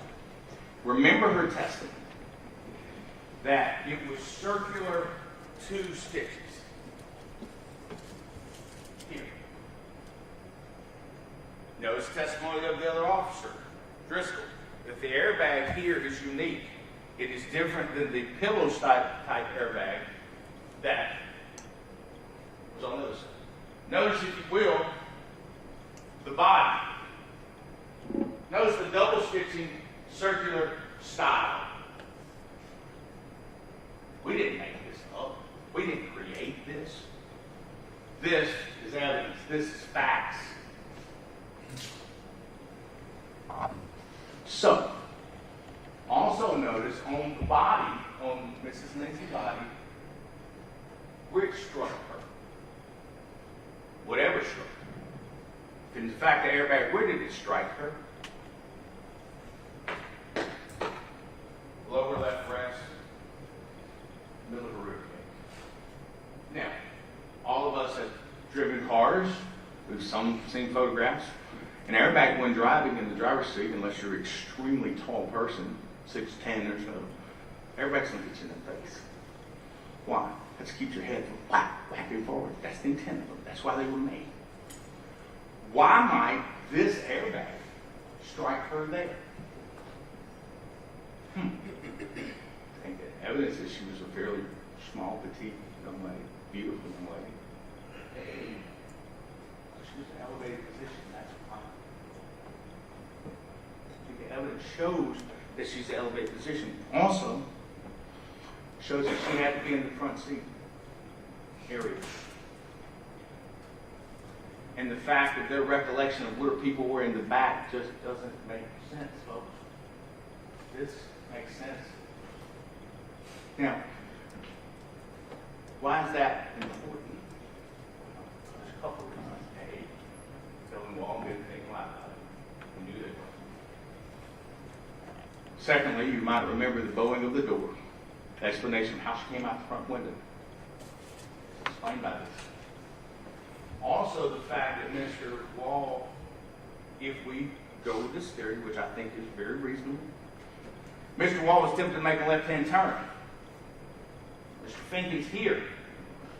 Ms. Lindsay's here. Why might he not be able to see the lights? Why would he need to ask Mr. Finkel, are there lights? Do you see lights? Why? Because there's a human being, there's a body between him and the turn. A turn that he made without yielding. A turn that he made at 22 miles an hour. A turn he made without turn signal. Why would he need to ask Mr. Finkel? Hey, you see those lights? You see lights? The only way that makes any sense is she's in the front seat. Also, remember what the trooper said about injury to the body. And remember what the doctor said about Miss Chinchilla. Broken left. So, we take their testimony, puts Miss Chinchilla in the back rights. You would think, theory would be that Miss Chinchilla, based on the impact, would probably have a broken right leg. That's where the impact would be. Nobody disputes it's a serious, dramatic issue. But no, left. Why? Because she slid completely across the car, boom, hits the other side. Very small, very petite woman, very beautiful. Would she have been able to do that if Kylie Lindsay had been in the seat? No. Wouldn't be. Kylie Lindsay wasn't in the back seat, folks. She was in the middle. Middle of the front. And your body tells that. That's not emotion. That's not a court of public opinion. That's just facts. That's evidence. So I want you to think about that. A whole lot. Now, the next person we heard from, Mr. Will Parker. Now, I find it very intriguing, very, as a taxpayer in the state of Georgia, why the district attorney's office felt it necessary to pay a private. Who got paid? He got paid to show up. He got paid to travel. He got paid to look at things. He got paid his time during testifying. He got paid for it. Why did the state of Georgia feel necessary to spend our tax dollars to hire somebody when they had state patrol who have been trained and who work for us anyway? Why? Why might they want to do that? Because they don't necessarily agree with the state patrol? I don't know. You'll have to ask them. But our tax dollars went to pay for that. Sure did. And why? And remember, Mr. Partheimer talked to you. And I thought this was very, very important. When talking about credibility, credibility is a way of weighing what people say. Let's look at the things Mr. Partheimer didn't do that State Patrol did. Mr. Partheimer didn't come to the scene, did he? Sure did. Mr. Partheimer didn't examine the vehicle. Mr. Partheimer didn't download or image the vehicles, did he? Mr. Partheimer didn't visit the garage where they were kept, did he? Mr. Partheimer didn't mark the scene with evidence with a spray paint. Sure didn't. So now, who would believe him? State Patrol did all those things. Skirt King did all those things. So, who has more weight in your eyes? I think it's pretty clear. Mr. Partheimer was brought on for a single purpose. Single purpose was to discount what State Patrol found. And notice one thing about Mr. Partheimer. When I pushed him just a little bit, and again, he's not a physicist. He's not like he has a ton bit more of education than troopers do. Not a ton bit more training. It's not like he's got a master's degree or a PhD in physics or engineering or anything along those lines. So being equivalent to that of the troopers, he didn't do his math for you. He said that the drag to the total fiction, which was the slide of the stop, that's the wrong formula. But did he ever get up here like Stone did and do this formula for him? Oh, he did. Why? You have to decide that. I have my theory, but I think you have to decide that. But there were a couple of things I found interesting. He relied on some of the GSP's work. The distance, the film, the rates per second. He relied on some of the work, the download from the dash cam. He didn't rely on all of it. He picked and chose what he wanted to do. But I did find it interesting that he called the Nissan a hazard during his testimony. He used the word hazard. That's important. He also testified how it was a natural reaction for someone to go right. Natural reaction. Again, my client, that night, like any other driver, with regards to approaching this intersection, he talked about line of sight as well. Line of sight works both ways. I can see you, you can see me. Same thing applies here today. I'm going to evaluate this case. There's also discussion of a heel crest, or a heel. I don't like the word heel crest. Those of you who are natives of the state of Georgia or have been in the state for a while, you realize the heel crest in Reagan County is going to be a little bit different than heel crest in Loudoun County. Right? Heel crest means different things. But I think there is a principle that holds true. If I'm standing on the hill, I can see better than if I'm standing at the bottom of the hill, if we're looking at each other. Go to the top of this building, you can see farther than you can at the bottom. But elevation is an advantage. And that's an advantage Mr. Wall had. So when you talk about sight lines, and let's not forget, they're equal to each other, but who had a better sight line? And one of the things I found interesting,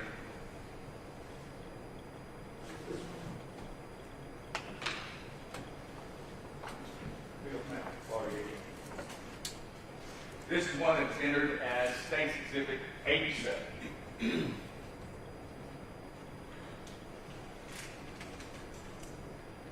further prove what I've already told you, they talk about line of sight.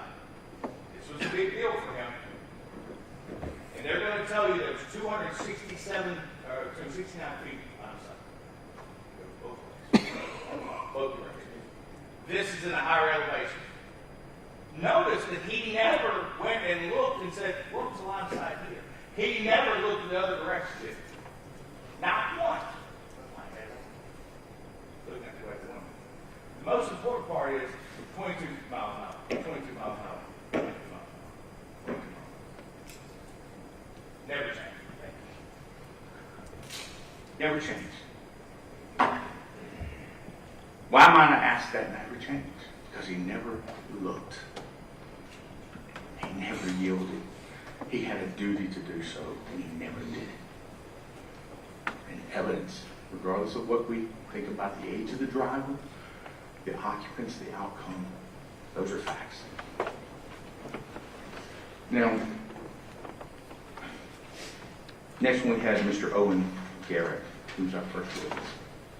Mr. Garrett did something for us, and you heard it. And we're going to play it for you now. We entered this, and there was a video. The same video the state entered, except we enhanced it and slowed it down. If you would, someone play that.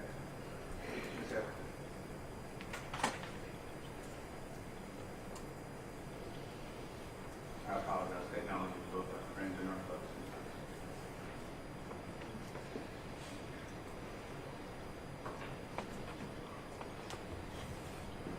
You can play it. And if you would, Justin, if you will control this. I would like to go frame by frame, which the next or the witness said was possible. You can continue just frame by frame.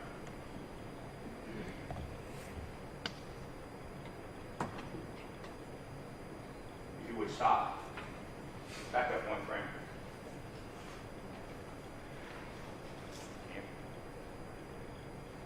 All right, go forward. Frame at a time.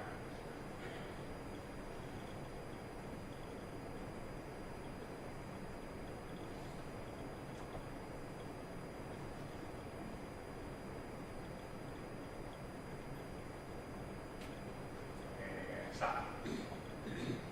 Now, it is at this point that the state of Georgia wants you to believe that my client knew that this car was going to make a left, would not yield, would not stop here, would not stop here, would not stop there. That's the probability they want you to believe. That is the exact same position as multiple vehicles that night, moments before this, on that side of the road. You can continue. This frame by frame.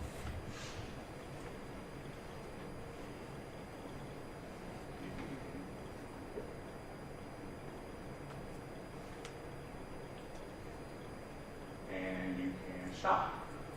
Now, my client sees this. You heard him testify.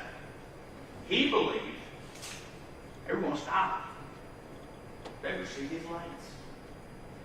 They would yield. That's how it happened, isn't it? You can continue.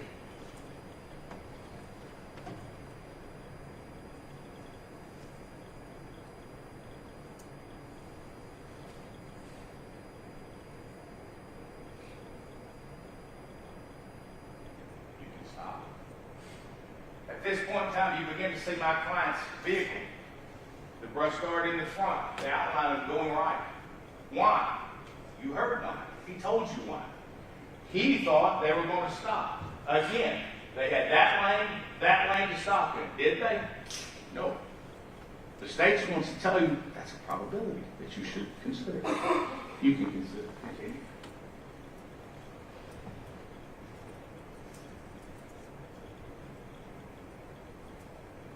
You can stop for a moment. At this time, based on the state's evidence they put in from the EDR, the event data recorder, he's going to the right. He's taking his foot off the gas. He's putting his foot on the brake. Those things are happening. Let's watch the other part, shall we? You can continue. Stop. What reason has been given to you, or for your consideration, why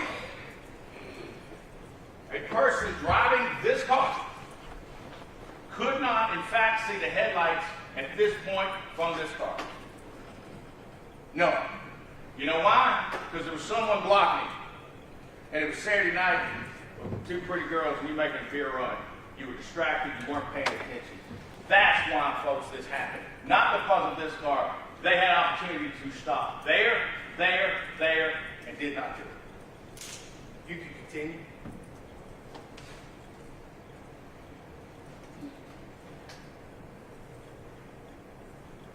You can stop it. At this point, Trooper Scott, though according to the state was being reckless and had reckless disregard, he's attempting to avoid this collision. He's attempting to go to the right where he had more real estate, hoping that they would stop, and he told you that. So who in fact has disregard for human life? Who has disregard for property? The Nissan does. You can continue.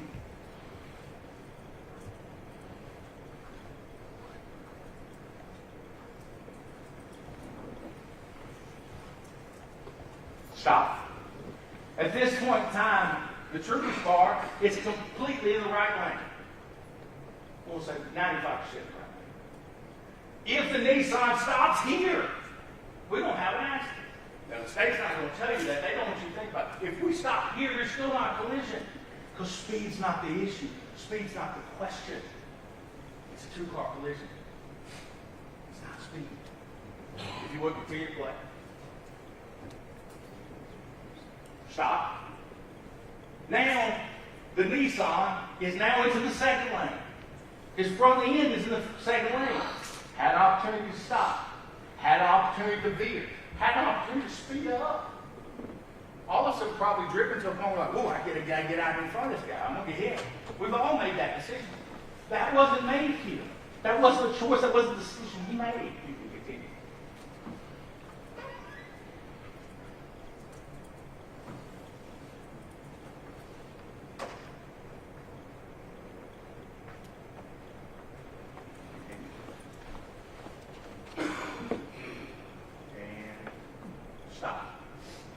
At this point in time, you can see in the front of that car, you can see Trooper Scott having disregard, or having regard for the passenger of the vehicle. He tries to go left. His training kicks in, he tries to go left. He tries to avoid it. And the state will have you believe that if he had just gone left, if he had just stayed straight, he had no clue with regards to the intersection but to drive through it. That's all. The duty that was not happening, the duty that was not obeyed, was the duty of the other driver. Thank you. Then we hear from Brown Blankenship, who was the sergeant who showed up on the scene. He too noticed alcohol on the scene. Yet another law enforcement officer. He said he wanted BAC from Dillon. We never got that. We got medical records. But he did escort my client, a trooper under his supervision, to the hospital. He did request a blood test to be drawn. And it happened. It was a consent. They didn't have to have a warrant. They didn't do any of those things. He consented. Next up, we had Joseph Clay Sims. Now, interesting enough, the state didn't bring Joseph Clay Sims. We did. Why? What does he say? He heard him throwing up. So it's not a creation of his memory. It's not creation for purposes of trial. He heard him throwing up. And he's the one who had to clean it up. And remember what he said, birthday cake vodka. Asked him, are you familiar with that smell? I was. Was there a lot of particulate in it? No. Now, if you believe the two young men, there should be cupcake in it. Maybe that's why that particular part of their testimony exists. There should be hamburger, chicken nuggets, french fries. They actually went to McDonald's. No. Liquid. Now, did he have a head injury? Sure did. Can that cause you to vomit? Sure can. Can drinking too much birthday cake vodka make you throw up? Sure can. And he testified to it. Then he heard from my client, A.J. Scott. He has dedicated his life to service. Got out high school, went to Marine Corps, served the country. Came out of the Marine Corps, went to Georgia State Patrol, served the state. His character was displayed in the dash cam videos of Green Police Department. What does he do? And he testified to it. What does he do after this accident? What's the first thing he does? Turns on his blue light so other people know there's nothing. He calls them in. Then what does he do? He doesn't figure out, oh, boy, I got to cover my story. I need to tell something. Oh, I need to tell somebody else. No. What's the first thing he does? Gets out of his car and he goes to the only side that he is certain somebody is the driver's side of the car. The car is smoking. He helps get the driver out. That tells you what you need to know about him. He helped get the driver out. I think it's clear as blood on his uniform that's in the videos. So we talk about due regard and recklessness. Due regard, and you hear the judge talk about that. And she's going to read to you a few things, and I want to draw your attention to these things during the jury charge, and we're almost done. Due regard will be read to you. A reckless disregard. Any person who drives any vehicle in reckless disregard for the safety of persons or property is guilty of the offense of reckless driving. Reckless disregard may be defined as a discard of consequences or a heedless indifference for the safety and rights of others who might reasonably be expected to be injured thereby. Now, they're asking you again with one eye to apply this. Apply to both sides of the court. Who had a disregard for the injuries of others? You might be reasonably expected. Someone fails to yield, turns in front of someone, never hits the brakes. That's reckless disregard. Judge is also going to talk to you about proximate cause. And I'm going to bring a portion of it. I want you to pay attention. I want you to pay attention to everything she says. A natural probable consequence is one that a reasonable person would think is likely to happen if nothing else unusual intervenes. What might be something unusually intervening in this case? So the left-hand turn, different than all the other cars that night. A defendant responsible for the consequences, which is probable, not possible, probable, in light of the ordinary and usual experience. A defendant is not responsible for a consequence which is only possible. So the state's going to have you believe that they're turning left in front of them without any sort of indication, without yielding, is probable. Remembering the rules of the road, I think you'll disagree with that. It's possible, but that's not what the law says. The law says probable. In closing, I want to direct your attention to a couple of things. This is a court of law. This is not a court of public opinion. This is not a court of emotion. This is a court of law. And the law directs what you should do. Now, you apply it. It's completely within the province of you as the jury to apply it. I trust that you will.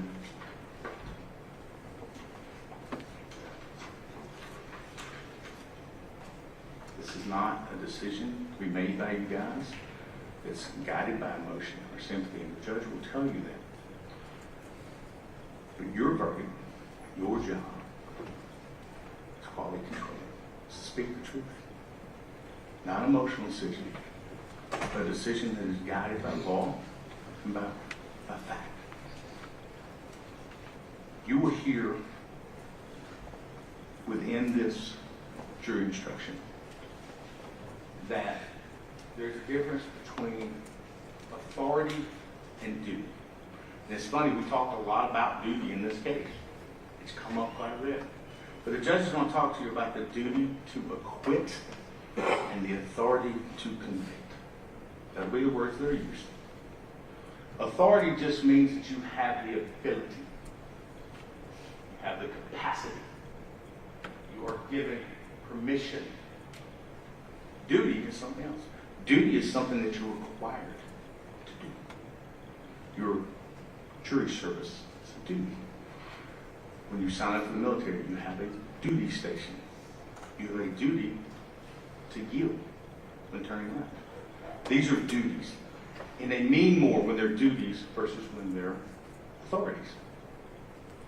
So, if you think about it, it's going to tell you how the duty to acquit. If the state does not meet their burden on each and every element of every indictment, every count indictment, they've not met their duty. And the state, in their opening, mentioned about reasonable doubt. Reasonable doubt. That's what it says it is. I know we throw it around in this line of work. That's what it says it is, though. It's a doubt which a reasonable person can give a reason. Which a person can give a reason. And I think it's clear in this case that there is reasonable doubt from the beginning to the end. There's reasonable doubt, there are reasonable questions. And if you look at this evidence, and you look at the facts, and you look at it with both eyes open, I just decided I want you to see both eyes. And you get a full picture, and you get what the whole truth is. Ladies and gentlemen, you will understand in this case, my client is not guilty. The state has not met its burden. This was an accident. It was an accident. It was an accident. There's a two-car accident. Therefore, both drivers made the decision. Therefore, the weight, the consequence of this collision does not fall solely on him. The state of Georgia has made their decision. They've made their choice. They presented what they presented. They've written what they've written. They've indicted what they've indicted. But you have the opportunity. You have the ability, the authority, and the duty to make a determination that is the whole truth. And I trust that you do that. And I thank you again for your time, your attention. I know this was not easy. Thank you for being kind. Thank you for paying attention throughout the trial. And I know sometimes they got very long and got very tedious, so thank you for that. Thank you for listening, and I look forward to hearing from you when you render your verdict for not guilty. Thank you very much. Thank you, Ms. Waters. You may go ahead. Okay, yes, ma'am. We can, let's see, it's 11:18. Let's just come back to it. It's actually 11:19. Let's do 11:19.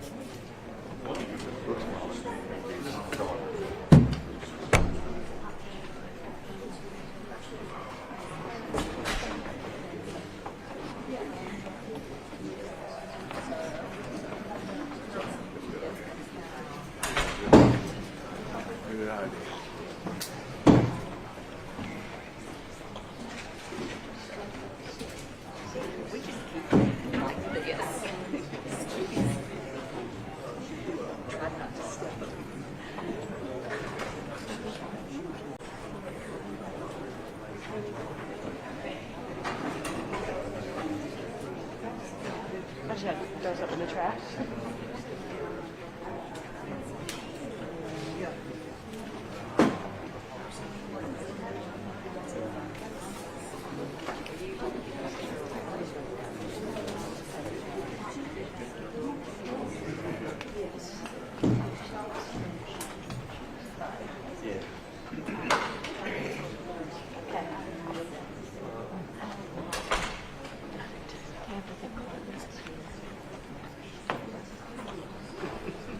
everybody doing?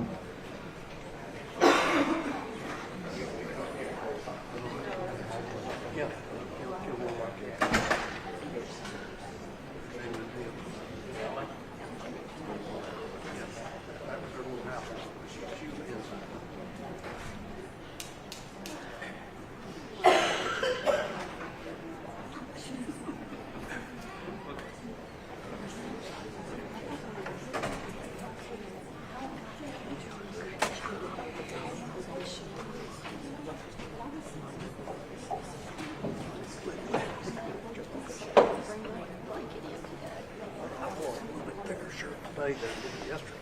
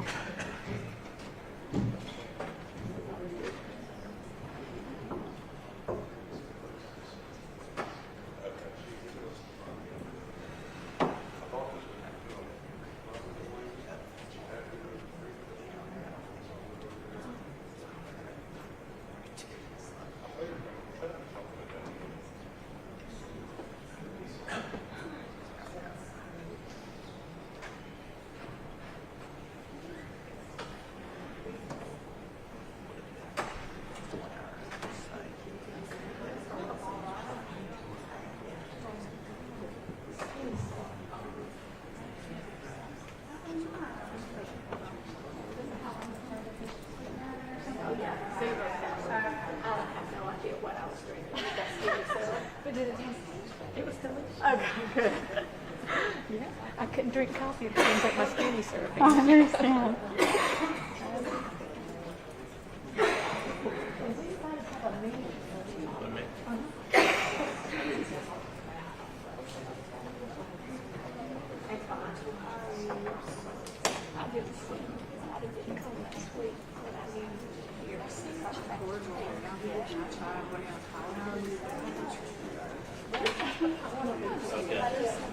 Okay. Okay. All right. I thought there might be a call.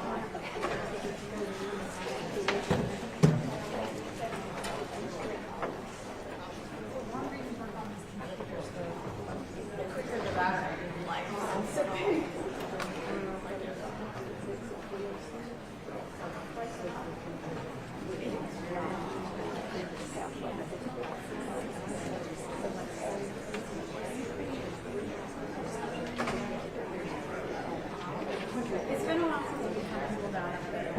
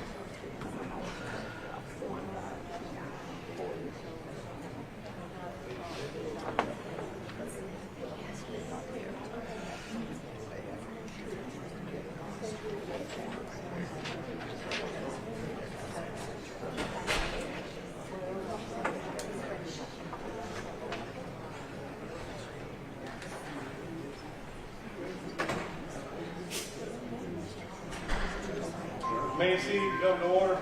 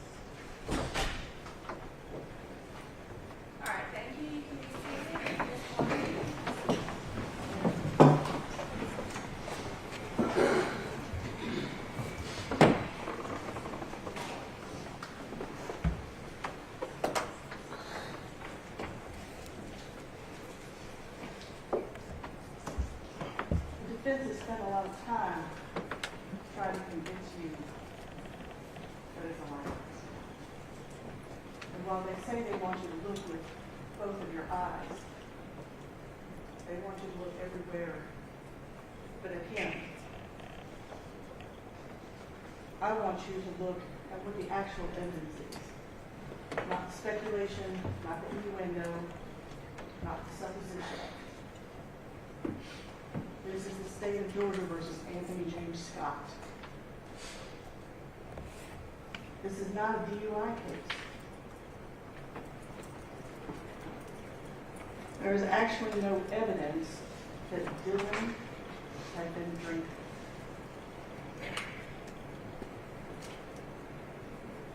Sure, there's alcohol in the field. Should it be there? Of course not. They're underage. They shouldn't drink. We were all young ones. We know what teenagers do. But the defense says there's alcohol in TJ's house.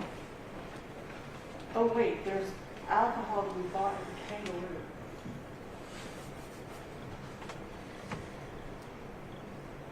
Which one is it? There's no evidence that Dylan Wall had been drinking. He threw up in the ambulance.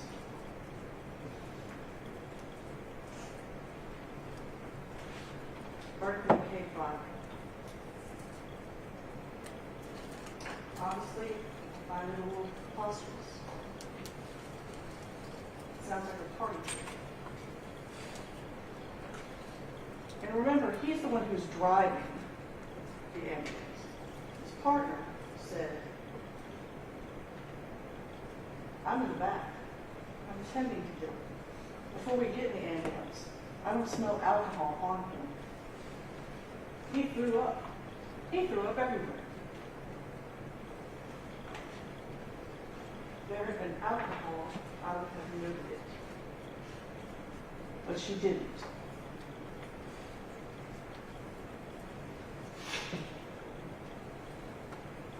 The defense wants to say that we contrived this birthday, this cupcakes, Piper's cupcakes. There's no reason to be cupcakes. Why is there cupcakes? Dylan said, I didn't actually eat any cupcakes. I didn't eat anything. I didn't drink anything. We actually weren't there very long. The defense says there's this big party going on. There's no evidence of any of that. These 5 kids go to TJ's house just to hang out. There's no evidence of some big throwdown. And if he had bought the beer at the Kangaroo, who's had time here?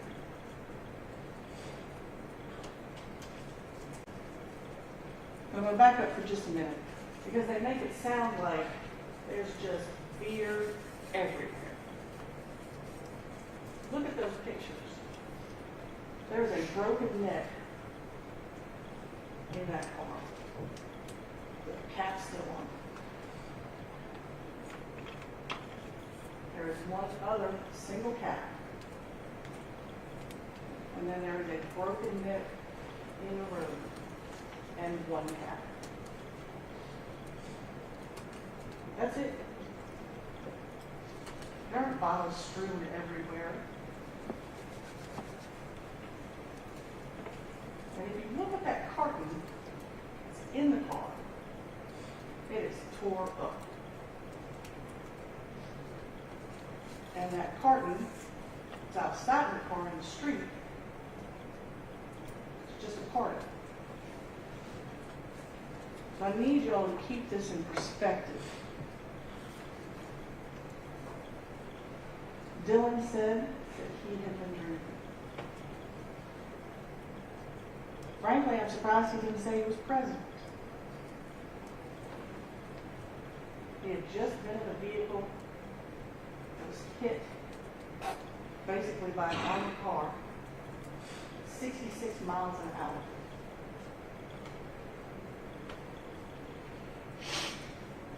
It's hard to count that as reliable.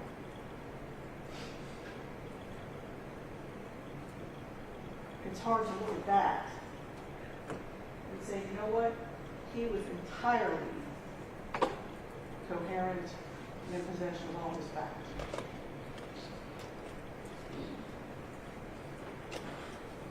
This is not a DUI case. Now, there's been a lot of talk about we didn't send blood to the GBI. You want to know why? Because there's no probable cause. The officers never had a legal basis to take Dylan's blood. And did any of the state patrol folks say they asked? They didn't. But legally, they never had the right. Trust me, it's not because they didn't want to. If they could have shown he was DUI, I guarantee you they would have. But having alcohol in the car is just not enough.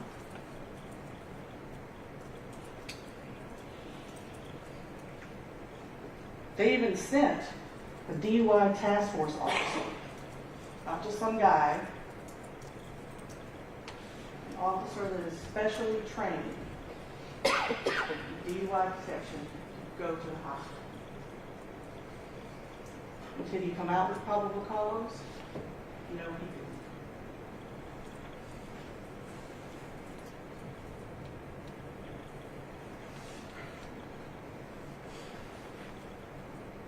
And despite Chad Barrow's apparent confusion for what probable cause is, all he ever had was a suspicion. Alcohol in the car, there's an accident involved. That's it. That's all there is. And that does not a DUI make.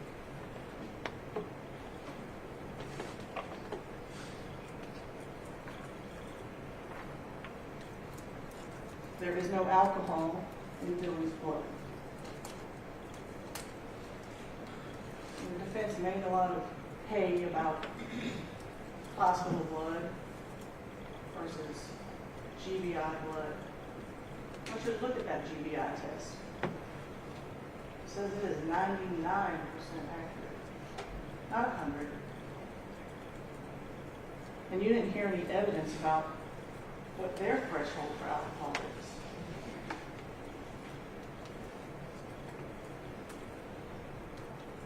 But I promise you, if the hospital is looking for alcohol, they're going to find it. They need to.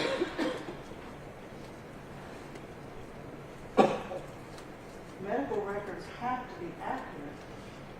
They need to know what you have on board so that they can treat you properly. So make no mistake, their testing is just as critical, as precise as that done by the GBI. Because if it wasn't, we would all be in big trouble. And so I want you to look at those records. I want you to look at Dylan's records. I believe it's page 37. And this is what you're going to see. Ethanol serum normal.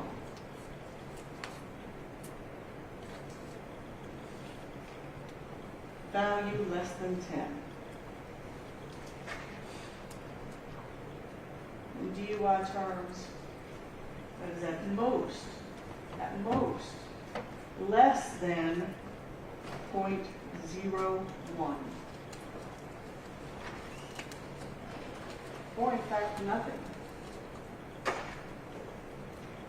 I took your blood right now and Grady tested, your results would look exactly like this.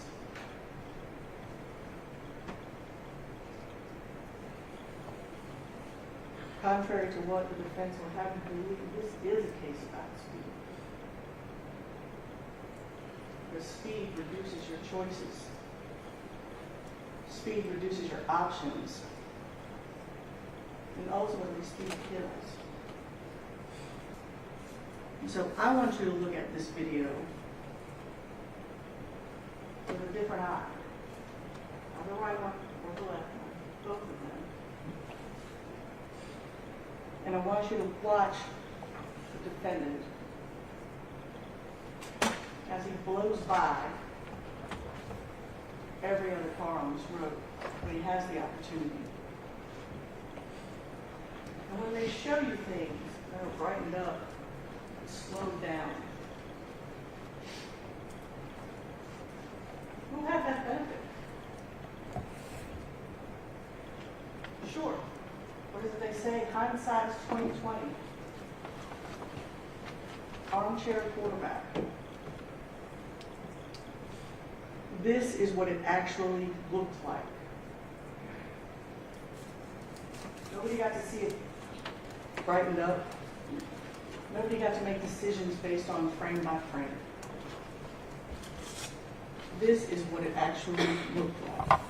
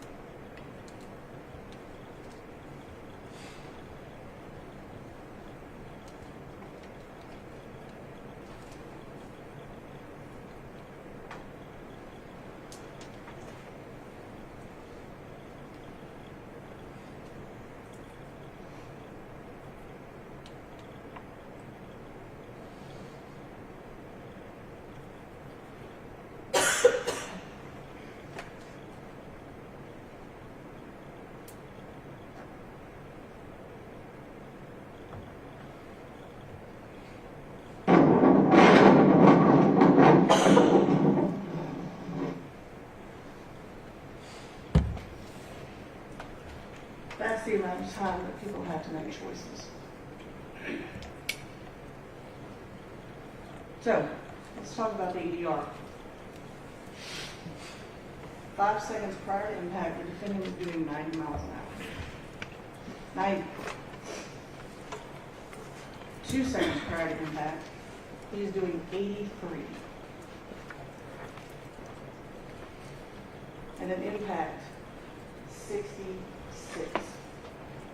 66 miles an hour when you plow those kids. I want to point out something to you, because I think we talked about it a little bit.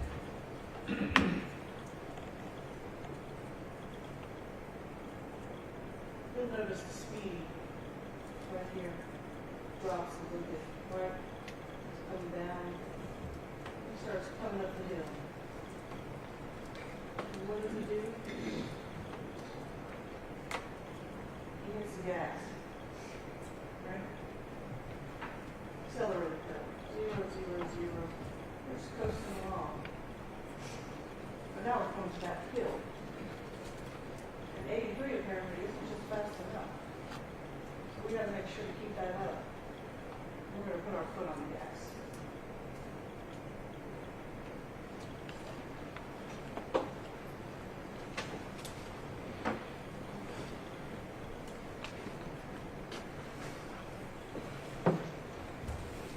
Now, here's where we get to the crux of the matter, right?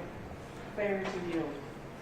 Because the normal course of events, that's a real thing, right? I'm going to cross the roadway, I'm going to enter the roadway, right? I need to look for oncoming traffic. And I know we've gone over this, but it's important. Intending to turn left in an intersection shall yield the right of way to any vehicle coming from the opposite direction.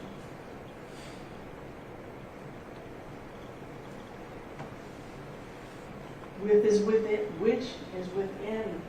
the intersection, or so close as to constitute an immediate hazard. Now, from the defendant's telling, Dylan's sitting at the top of the hill, and he can look straight down into everything and see everything. But we know that's not true. Dylan is driving down the road.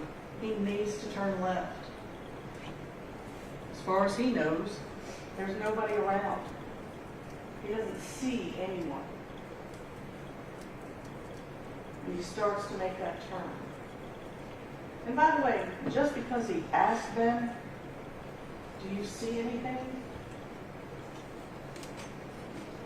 That's not an assumption that he can't see it. He's made that turn before. It's dark, it's raining. And he's like, hey, do you see anything? He's supposed to check. And he starts to make that turn.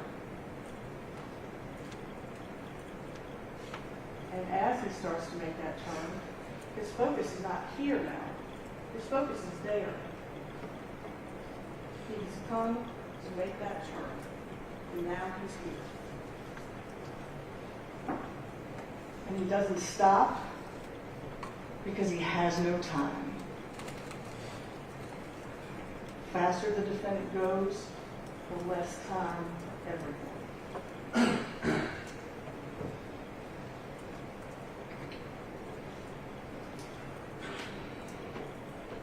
And that line of sight, of course, does run both ways.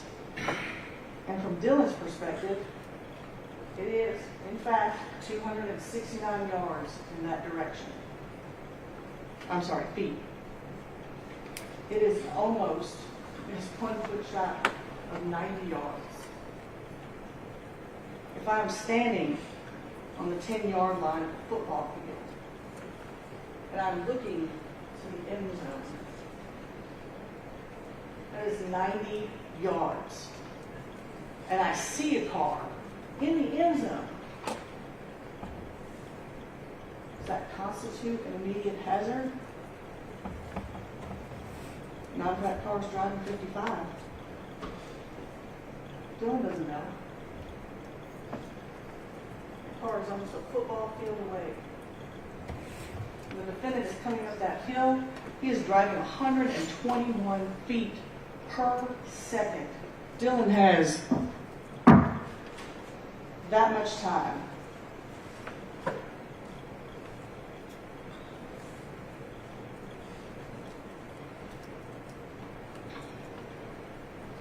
Now, I don't want to spend a lot of time on this because a lot of it, frankly, is preposterous. Dylan never looked. Sure, that makes sense. That's the reason. He's just la-di-da down the road with 3 of his friends in the car, and he never looks. How could he not look? Not because he looks, and there's nothing there.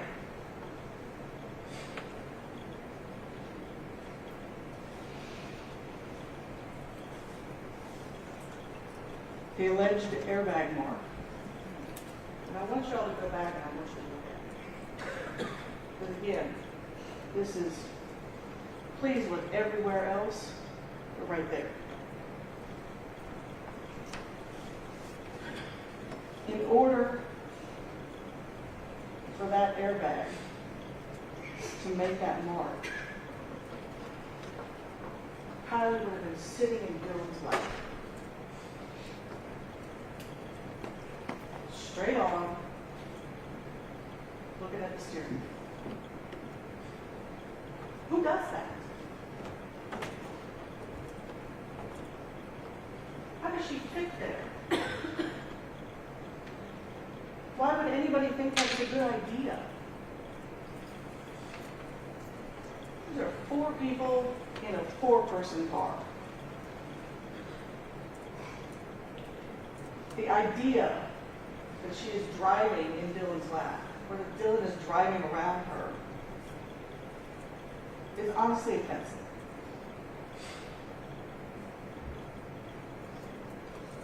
And if she's sitting there when that airbag goes off,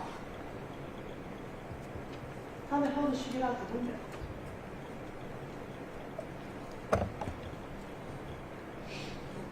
The driver's window is intact.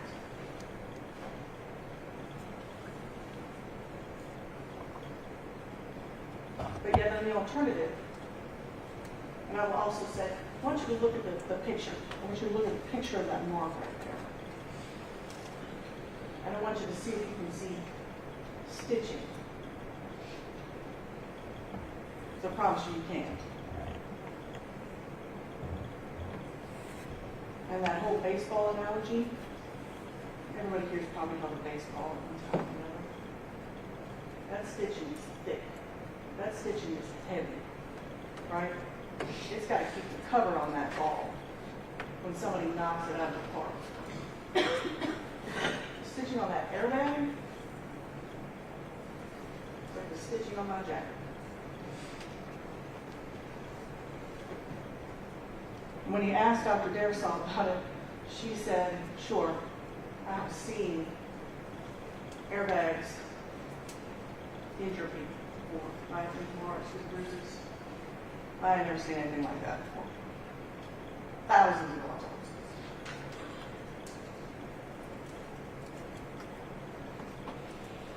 And then in the alternative, because it's clear that that airbag made that mark. In the alternative, she was somewhere else in the front. Maybe she was in the middle. Maybe she was in Ben's lap. Which again, makes no sense. None of these people are dating. They're all just good friends. They're going to hang out. There's 4 people in a 4-person car. There's no reason for her to be there. Ben's having an argument with his girlfriend.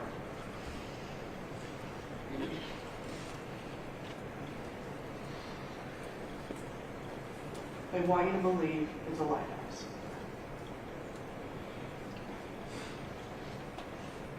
And this was just disingenuous. The medical examiner was very specific. She called it an accident because it wasn't intentional. The death wasn't intentional. It is not an accident in this court. It's an accident in the medical examiner's office. If it's intentional, it becomes a homicide. If not intentional, it's an accident. Plain and simple. And they just flat out lied to you about that.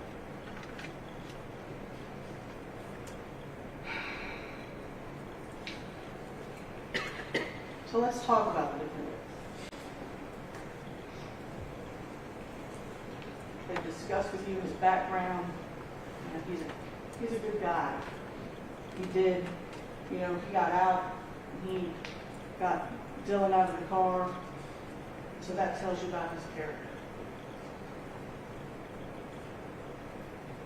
And I don't mean to offend, but honestly, that's what any human being should do.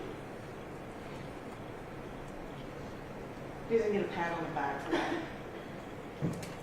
That's what any other human being should do. So what does he say at the scene? I went right when I should have went damn left. 100%? That's absolutely true. he goes right anyway. Because that's his natural reaction, and that's fine. Greater the speed, fewer the choices.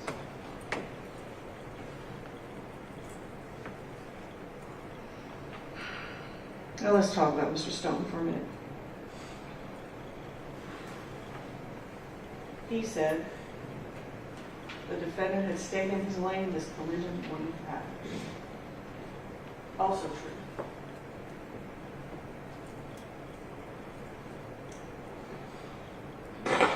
There's been obviously some insinuation that the state wasn't satisfied with what Mr. Stone did.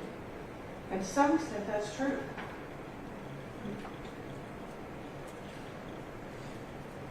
He went up to a certain point, and then he stopped. He went just so far as to say, you know, could have been this, could have been that. You know, that was the end of it.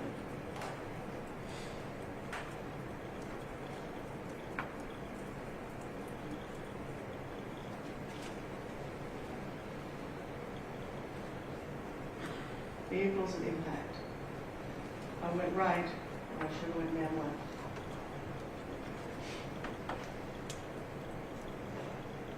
This is their diagram. And that Nissan is almost across the road.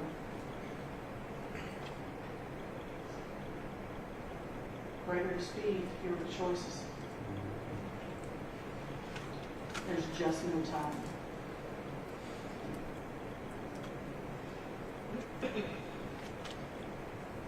You've watched the video. Watch it again if you want to. He is almost in that gore.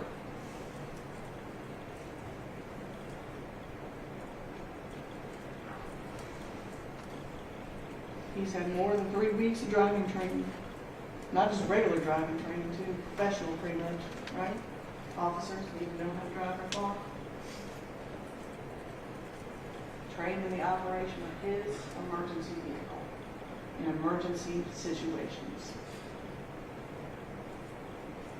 Chases, all sorts of things. But he turns to the right.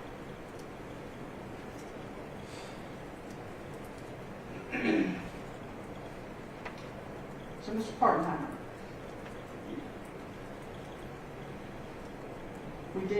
we asked him as an outside observer, because obviously it always seems a little weird when agencies investigate their own. I think if you remember back to some of the testimony, and a little bit of attitude, people that can't remember what probable cause means. People are reluctant to say that they wrote something on a police report that says there's no alcohol involved in this crash. So yes, we went to somebody who doesn't have a dog in this fight. And because Brandon Stone just didn't go that extra little bit. Because he showed you the math, and then Will said, you know, that's great, but that's speed to stop, not speed to collision. So that's why we asked Will to take a look at it. And yes, he used some of the same measurements that Brandon used. There were many things that he did that were entirely accurate. But he went that one step further. He finished those calculations. The defendant had applied his brakes as he was steering to the right. He stops prior to impact and there is no crash.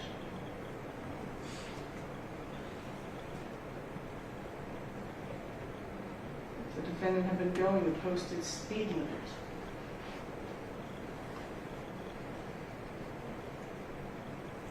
The Nissan clears the intersection and there is no crash.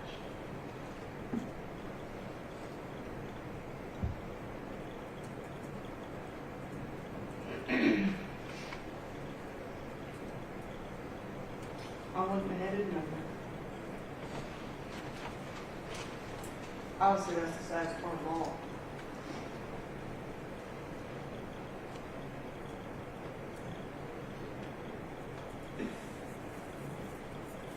The defense says that A.J. Scott isn't above the law. He probably was. He leaves him under that bridge, and he goes to maybe get into the chase, never really materializes. And then on his way back, what does he do? Stop somebody who's speeding. Just average Joe, like you would be. And then he heads on back to the bridge at 90 and 55. This is, in fact, about his choices. Bill Wall didn't really do anything wrong. He looks, he doesn't see anything, he goes to turn. In the blink of an eye, it's over.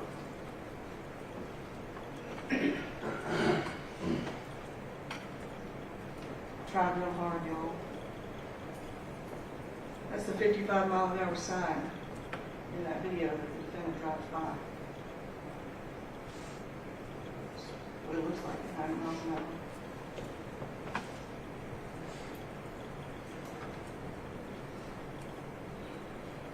Those are the two caution signs that he drove by.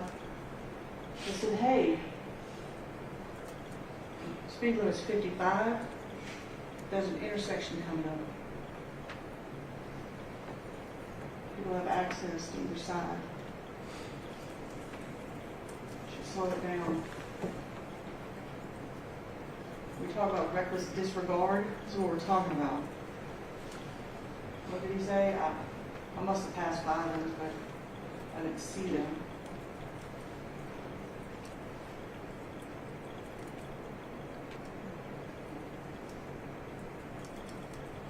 Clear as day.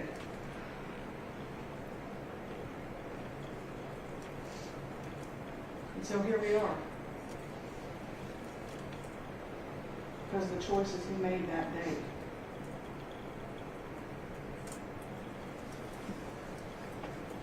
The choices that changed people's lives.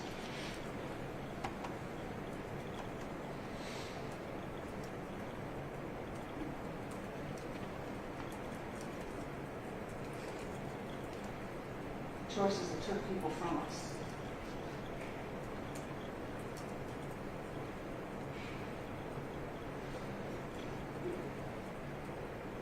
He was speeding. He was reckless. He was responsible. Found guilty.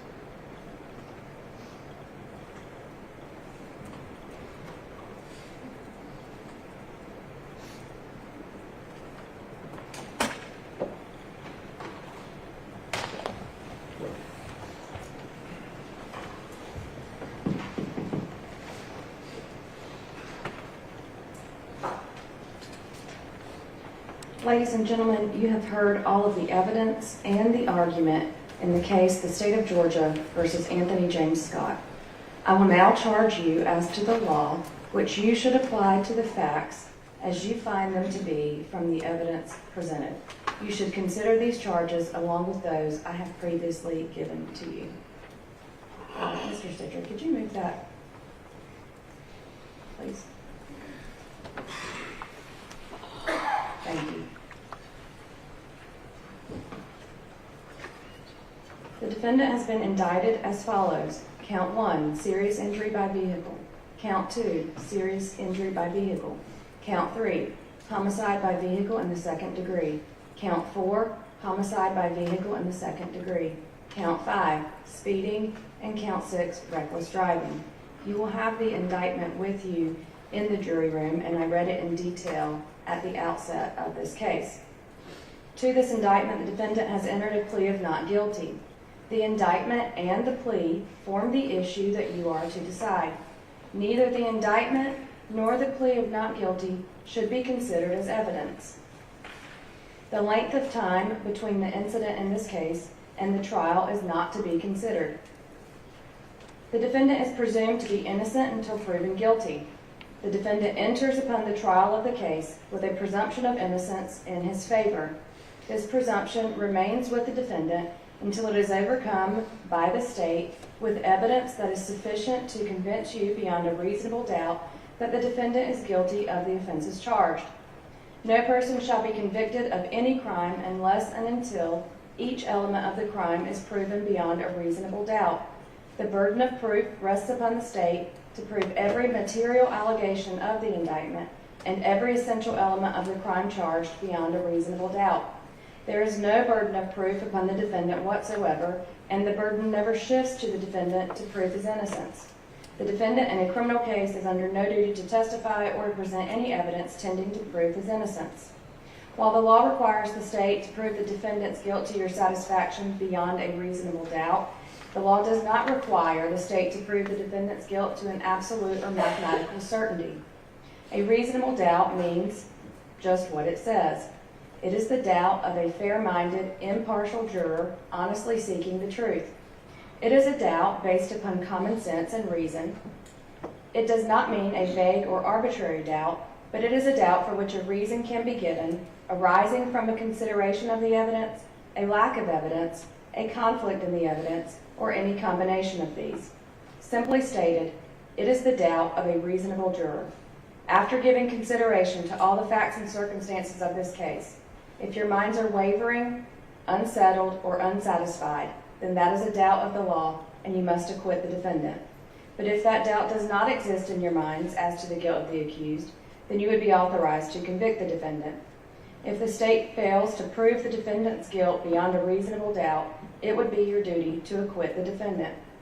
It is my duty and responsibility to determine the law that applies to this case and to instruct you on that law. You are bound by these instructions. It is your responsibility to determine the facts of the case from all the evidence presented. Then you must apply the law that I give you in this charge to the facts as you find them to be. Your oath requires that you will decide this case based on the evidence. Evidence is the means by which any fact that is put in issue is established or disproved. Evidence includes all of the testimony of the witnesses and any exhibits admitted during the trial. Evidence does not include the indictment, the plea of not guilty, opening or closing remarks of the attorneys, or questions asked by the attorneys. Direct evidence is that which may be seen or heard or otherwise directly sensed, such as by smell or taste or touch. It may be brought into court in the form of exhibits or the testimony of direct witnesses to such matters. It is evidence that points immediately to the issue in question. When direct evidence, by inference, points to an obvious, likely, or reasonable conclusion, even though that conclusion was not directly seen, heard, smelled, tasted, or touched, that is said to be circumstantial or indirect evidence. Circumstantial evidence is the proof of facts or circumstances by direct evidence from which you may infer other related or connected facts that are reasonable and justified in light of your experience. It is evidence that only tends to establish a conclusion in question by its consistency with such conclusion or elimination of other conclusions. Sometimes circumstantial evidence may point to more than one conclusion. To authorize a conviction on circumstantial evidence, the proved facts must not only be consistent with the theory of guilt, but also exclude every other reasonable theory other than the guilt of the accused. The law does not require a higher or greater degree of certainty on the part of the jury to return a verdict based upon circumstantial evidence than upon direct evidence. Whether dependent upon direct evidence or circumstantial evidence, or both, the true test is whether there is sufficient evidence or whether the evidence is sufficiently convincing to satisfy you beyond a reasonable doubt. If not, you must acquit. If so, you may convict. There is no rule that either circumstantial or direct evidence is stronger than the other if conflicting. The comparative weight of circumstantial evidence and direct evidence on any given issue is a question of fact for you, the jury, to decide.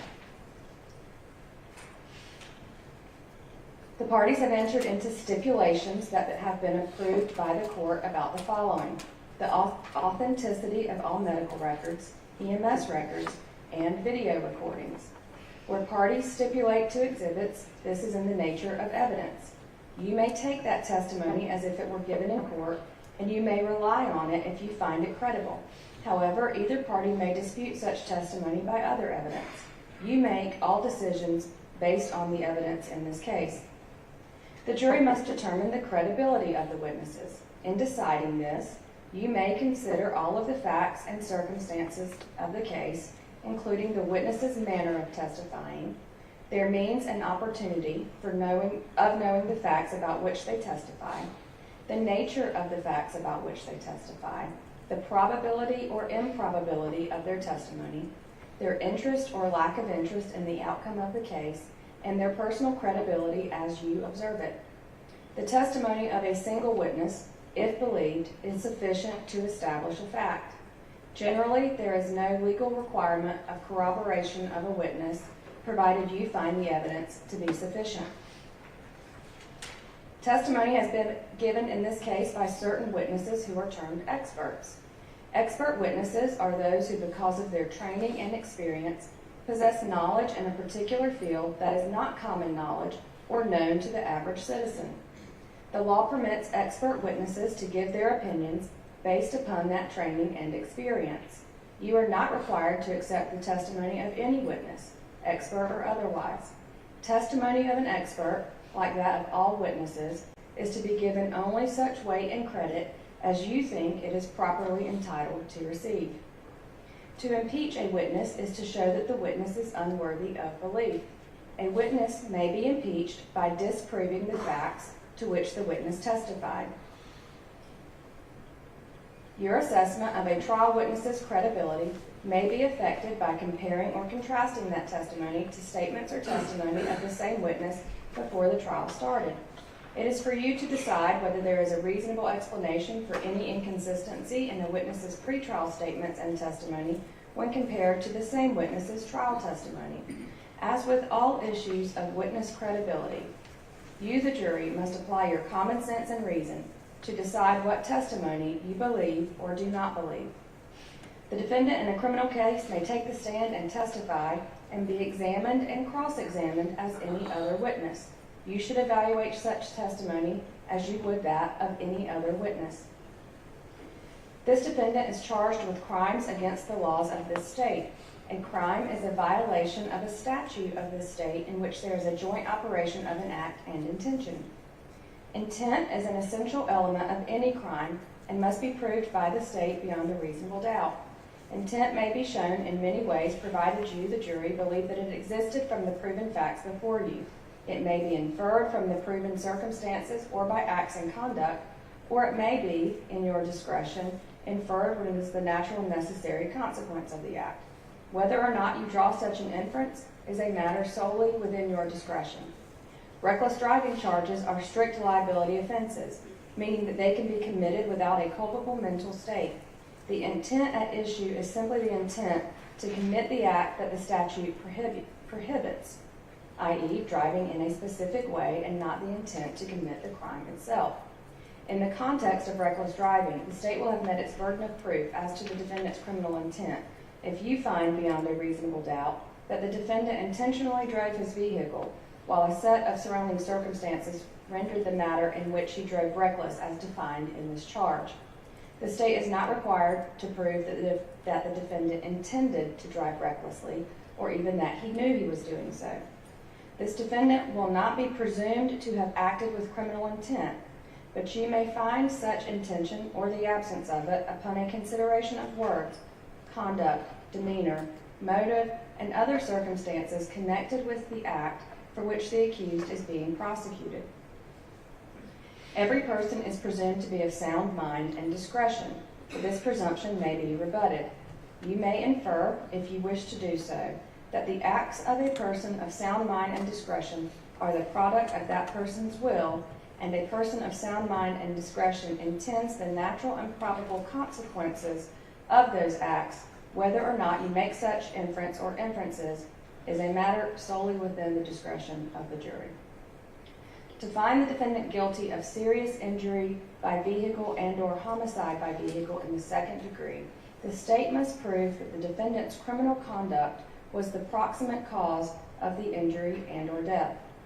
To prove proximate cause, the evidence must show the criminal conduct played a substantial part in bringing about or actually causing the death causing the injury and/or death. The evidence must also show that the injury and/or death happened in a way that was reasonably foreseeable. For the injury and/or death to be reasonably foreseeable, it must have happened as a direct result of the defendant's criminal conduct or as a natural or probable consequence of his criminal conduct. A natural or probable consequence is one that a reasonable person would think is likely to happen if nothing unusual intervenes. A defendant is responsible for a consequence which is probable in light of ordinary and usual experience. A defendant is not responsible for a consequence which is only possible in light of occasional experience. In deciding whether a consequence is natural or probable, you should consider all of the facts and circumstances of the case in the light of ordinary, usual experience. The law provides that criminal actions shall be tried in the county in which the crime was committed. Venue, that is, the crime was committed in Carroll County, Georgia, is a jurisdictional fact that must be proved by the state beyond a reasonable doubt as to each crime charged in the indictment, just as any element of the offenses. Venue must be proved by direct or circumstantial evidence, or both. Identity is a question of fact for you to determine. Your determination of identity is dependent upon the credibility of the witness or witnesses offered for this purpose. You should consider all of the factors previously charged you regarding credibility of witnesses.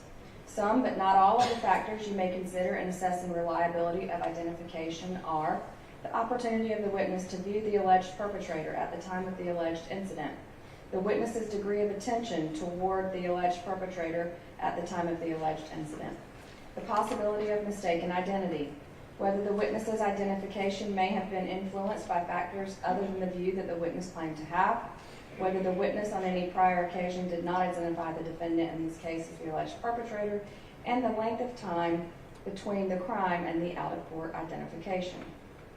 Any person who, without malice aforethought, causes an accident that results in bodily harm while violating the Official Code of Georgia annotated Section 40-6-390, reckless driving, as defined in this charge, commits the crime of serious injury by vehicle. Bodily harm means an injury to another person which seriously disfigures his body or a member thereof, or causes organic brain damage which renders his body or a member thereof useless. There is no requirement that the body or member of the body be permanently rendered useless. Any person who drives any vehicle in reckless disregard for the safety of persons or property is guilty of the offense of reckless driving. Reckless disregard may be defined as a disregard of consequences or a heedless indifference for the safety and rights of others who might reasonably be expected to be injured thereby. For homicide by vehicle in the second degree, the state must prove that the defendant caused the death of another person by driving a vehicle by committing the offense of speeding. The state does not have to prove that the defendant intended to cause the death of the other person. I will now define the offense of speeding. No person shall drive a vehicle at a speed greater than is reasonable and careful under the conditions and having regard for actual and potential hazards. Every person shall drive at a reasonable and careful speed when approaching and crossing an intersection, when approaching and traversing a hill crest, and when special hazards exist with respect to other traffic or by reason of weather or highway conditions. The driver of a vehicle intending to turn to the left within an intersection shall yield the right of way to any vehicle approaching from the opposite direction which is within the intersection or so close thereto as to constitute an immediate hazard.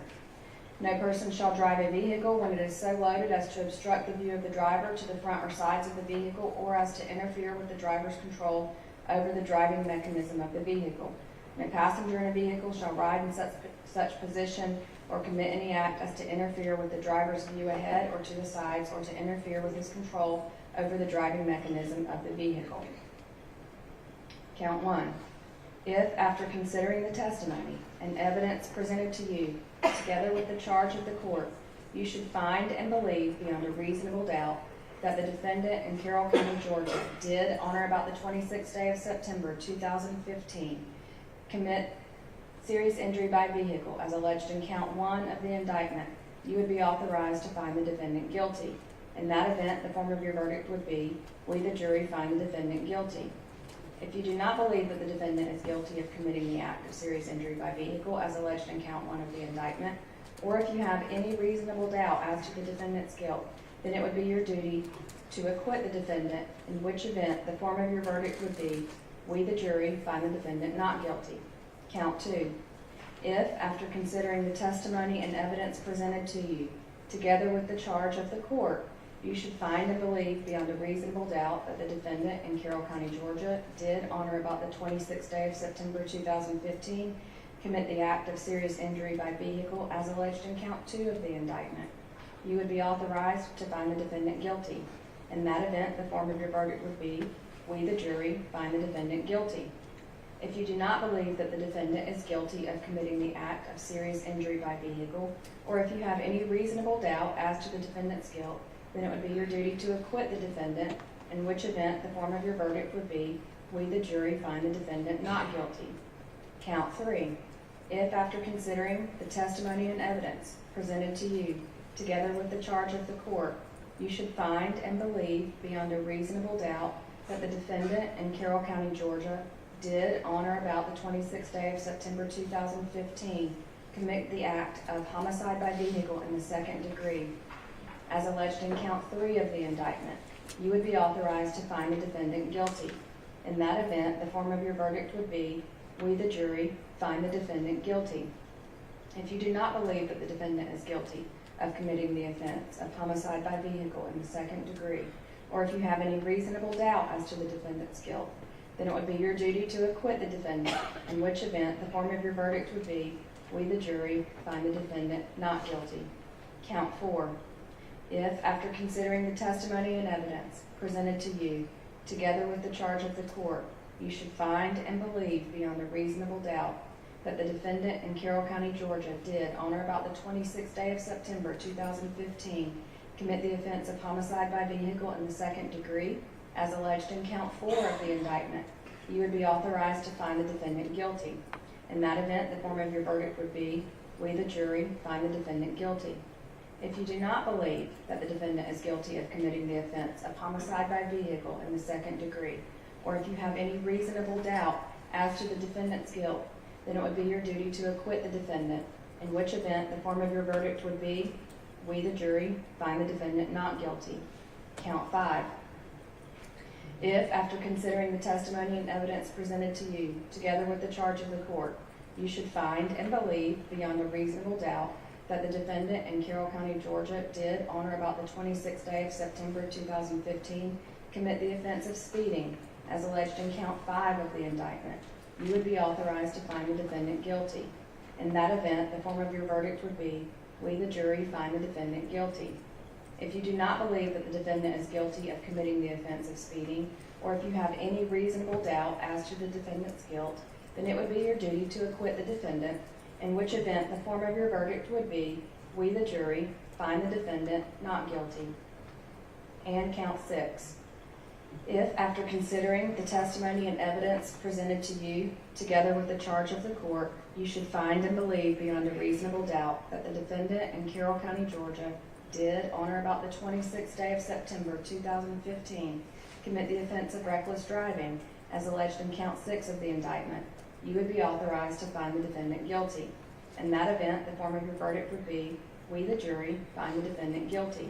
If you do not believe that the defendant is guilty of committing the offense of reckless driving, or if you have any reasonable doubt as to the defendant's guilt, then it would be your duty to acquit the defendant, in which event the form of your verdict would be, we the jury find the defendant not guilty. You will be given a verdict form in the materials that I send into the jury room with you. The verdict form should be self-explanatory, but if you have any questions about the verdict form, please submit your questions in writing to the bailiff, who will deliver it to me before filling out the verdict form. You are only concerned with whether the state has met its burden of proving the defendant's guilt beyond a reasonable doubt. You are not to concern yourselves with punishment. One of your first duties in the jury room will be to select one of your fellow jury members as the foreperson. The foreperson will preside over the deliberations and will sign the verdict to which all jurors freely and voluntarily agree. You should start your deliberations with an open mind. Consult with one another and consider each other's views. Each of you must decide this case for yourself, but you should do so only after a discussion and consideration of the case with your fellow jurors. Do not hesitate to change an opinion if you are convinced that it is wrong. However, you should never surrender an honest opinion in order to be congenial or to reach a verdict solely because of the opinions of the other jurors. In deciding the facts of this case, you must not be swayed by bias, prejudice, or sympathy in favor of any party. Our system of law does not permit jurors to be governed by prejudice or sympathy or public opinion. Both the parties and the public expect that you will carefully and impartially consider all of the evidence in the case, follow the law as stated by the court, and reach a just verdict regardless of the consequences. You may use your common sense and common knowledge in arriving at your verdict. You are not required to put aside these elements of your reasoning ability during your deliberations. You are also permitted to draw from the facts which you find have been proven any reasonable inferences as seem justified in the light of your common experience. Your verdict should be a true verdict based upon your opinion of the evidence according to the law given you in this charge. Whatever your verdict is, it must be unanimous, which means it must be agreed to by all of you. The verdict must be in writing and signed by the foreperson, dated, and returned to be published in open court in your presence. By no ruling or comment or gesture or facial expression that the court has made during the progress of the trial has the court intended to express any opinion upon the facts of this case, upon the credibility of the witnesses, upon the evidence, or upon the guilt or innocence of the defendant. The court's interest in this matter is that the case be fairly presented according to law, and that you, as honest, conscientious, impartial jurors, consider the case as the court has instructed you, and return a verdict that speaks the truth as you find the truth of the case to be. Your verdict should be a true verdict based upon your opinion of the evidence according to the laws given you in this charge. Again, you are not to show favor or sympathy to one party or the other, and it is your duty to consider the facts objectively without favor, affection, or sympathy. In deciding the case, you should also not be influenced by sympathy or prejudice because of race, creed, color, religion, national origin, sexual preference, local or remote residence, or economic status for or against any party. All persons stand equal before the law. In a court of justice, all persons are to be dealt with as equals. During your deliberations, you must not communicate with or provide information to anyone by any means about this case. You may not use any electronic devices or media to communicate to anyone any information about this case or to conduct any research about this case until I accept your verdict. This will apply to the deliberating jurors and also the two of you that will be the alternate jurors. I will explain that to you right now. The last jurors in a case, which would be jurors number, Ms. Lauren Graham and Artis Fournier. Those are the last two jurors selected, and they will be designated as our alternate jurors. Alternate jurors are selected and impaneled to fill any vacancy created on the jury panel during the trial and deliberations, which may occur if the court finds it necessary to excuse a juror for some legal cause, including injury, death, or some other reason. The purpose of that is to make sure that there would be enough jurors to deliberate the case. In the absence of a sitting juror being excused so as to create a vacancy, the alternate jurors will not participate in the jury deliberations because the jury of 12 is complete. I will ask that the bailiff seat our alternate jurors away from the other jurors during the deliberations, unless and until one of the jurors is excused from service during the deliberations.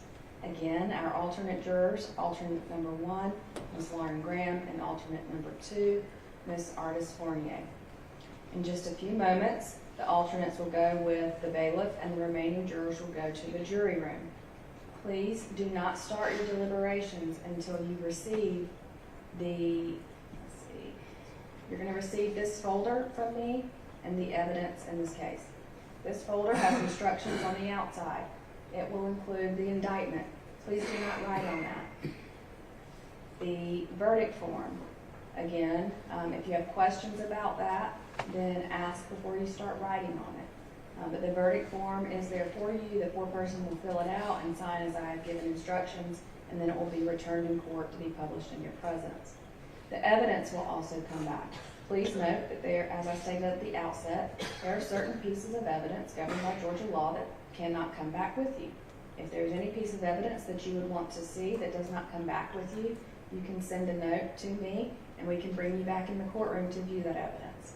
Please note that any video that you would like to view has to be viewed in the courtroom, and we don't have any way for you to view it in the jury deliberation room. So those videos will stay in the courtroom, but please feel free to ask us to see any piece of evidence that does not come back with you. We will accommodate that request. Do not write on any of the evidence. Those are original pieces of evidence that will be kept with the court file. I tell you that because I've had a jury write on my evidence before. Not my evidence, but the evidence in the case. And so I just want to make sure that you understand those aren't copies, those are the original pieces of evidence. So please do not write on that. I will also give you a copy of the jury charge. So all of those instructions that I read to you, you will have that as well.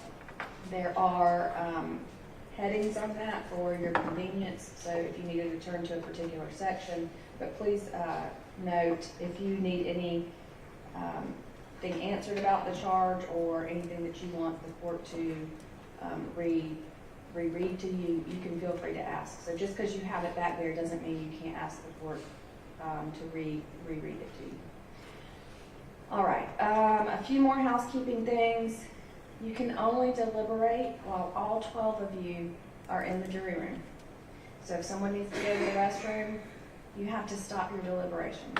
You can't keep going in the absence, even for just a few seconds, even for a few minutes. You can talk about anything you want to, but you can't talk about this case unless all 12 jurors are in the room deliberating. And let's see.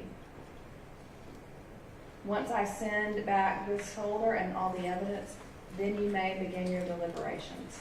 This process usually takes us about 10 minutes to get all of this back to you. It is 12:36. I'm not going to put you all on the spot here. Once I release you to go into deliberations, if you would like to take a lunch break, y'all talk about it, tell the bailiff, she'll let me know. If you want to go straight into deliberations, you may. But if you want to take a lunch break and come back, you can do that also because of where we are in the case. But I'm going to leave that up to y'all and let the bailiff tell me. All right. Anything else from either party, instruction-wise, that I've left out? No, Your Honor. No, Your Honor, no challenge to the charge. All right.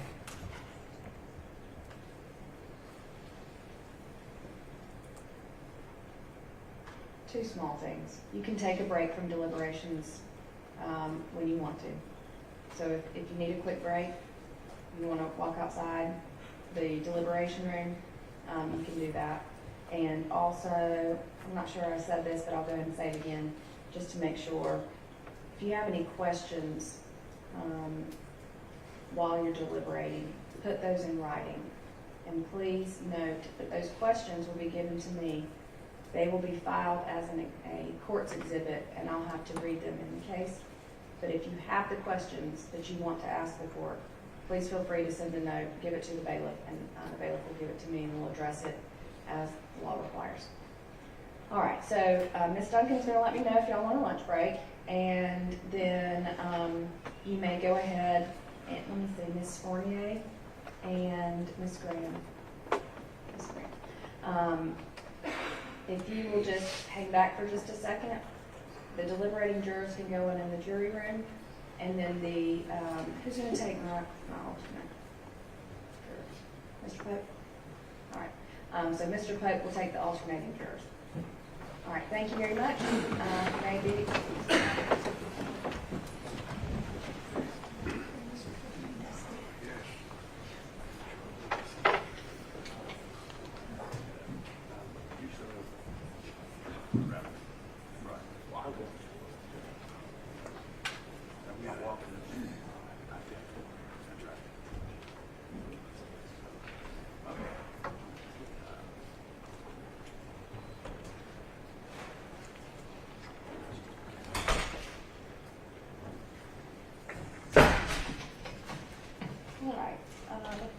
break. Any objection to the charge as given? No, then the charge mistake. Your Honor, Yes, sir. one thing I did with you, I just like to get on the record what's going back with the jury. We're gonna do that. Oh, very good. Yes, I do that. We go over it, and make sure that there's a list, on the record. I've marked some that I believe would be kept out. But we'll go over that. And, let's see, that's what I'm getting ready to do right now. So,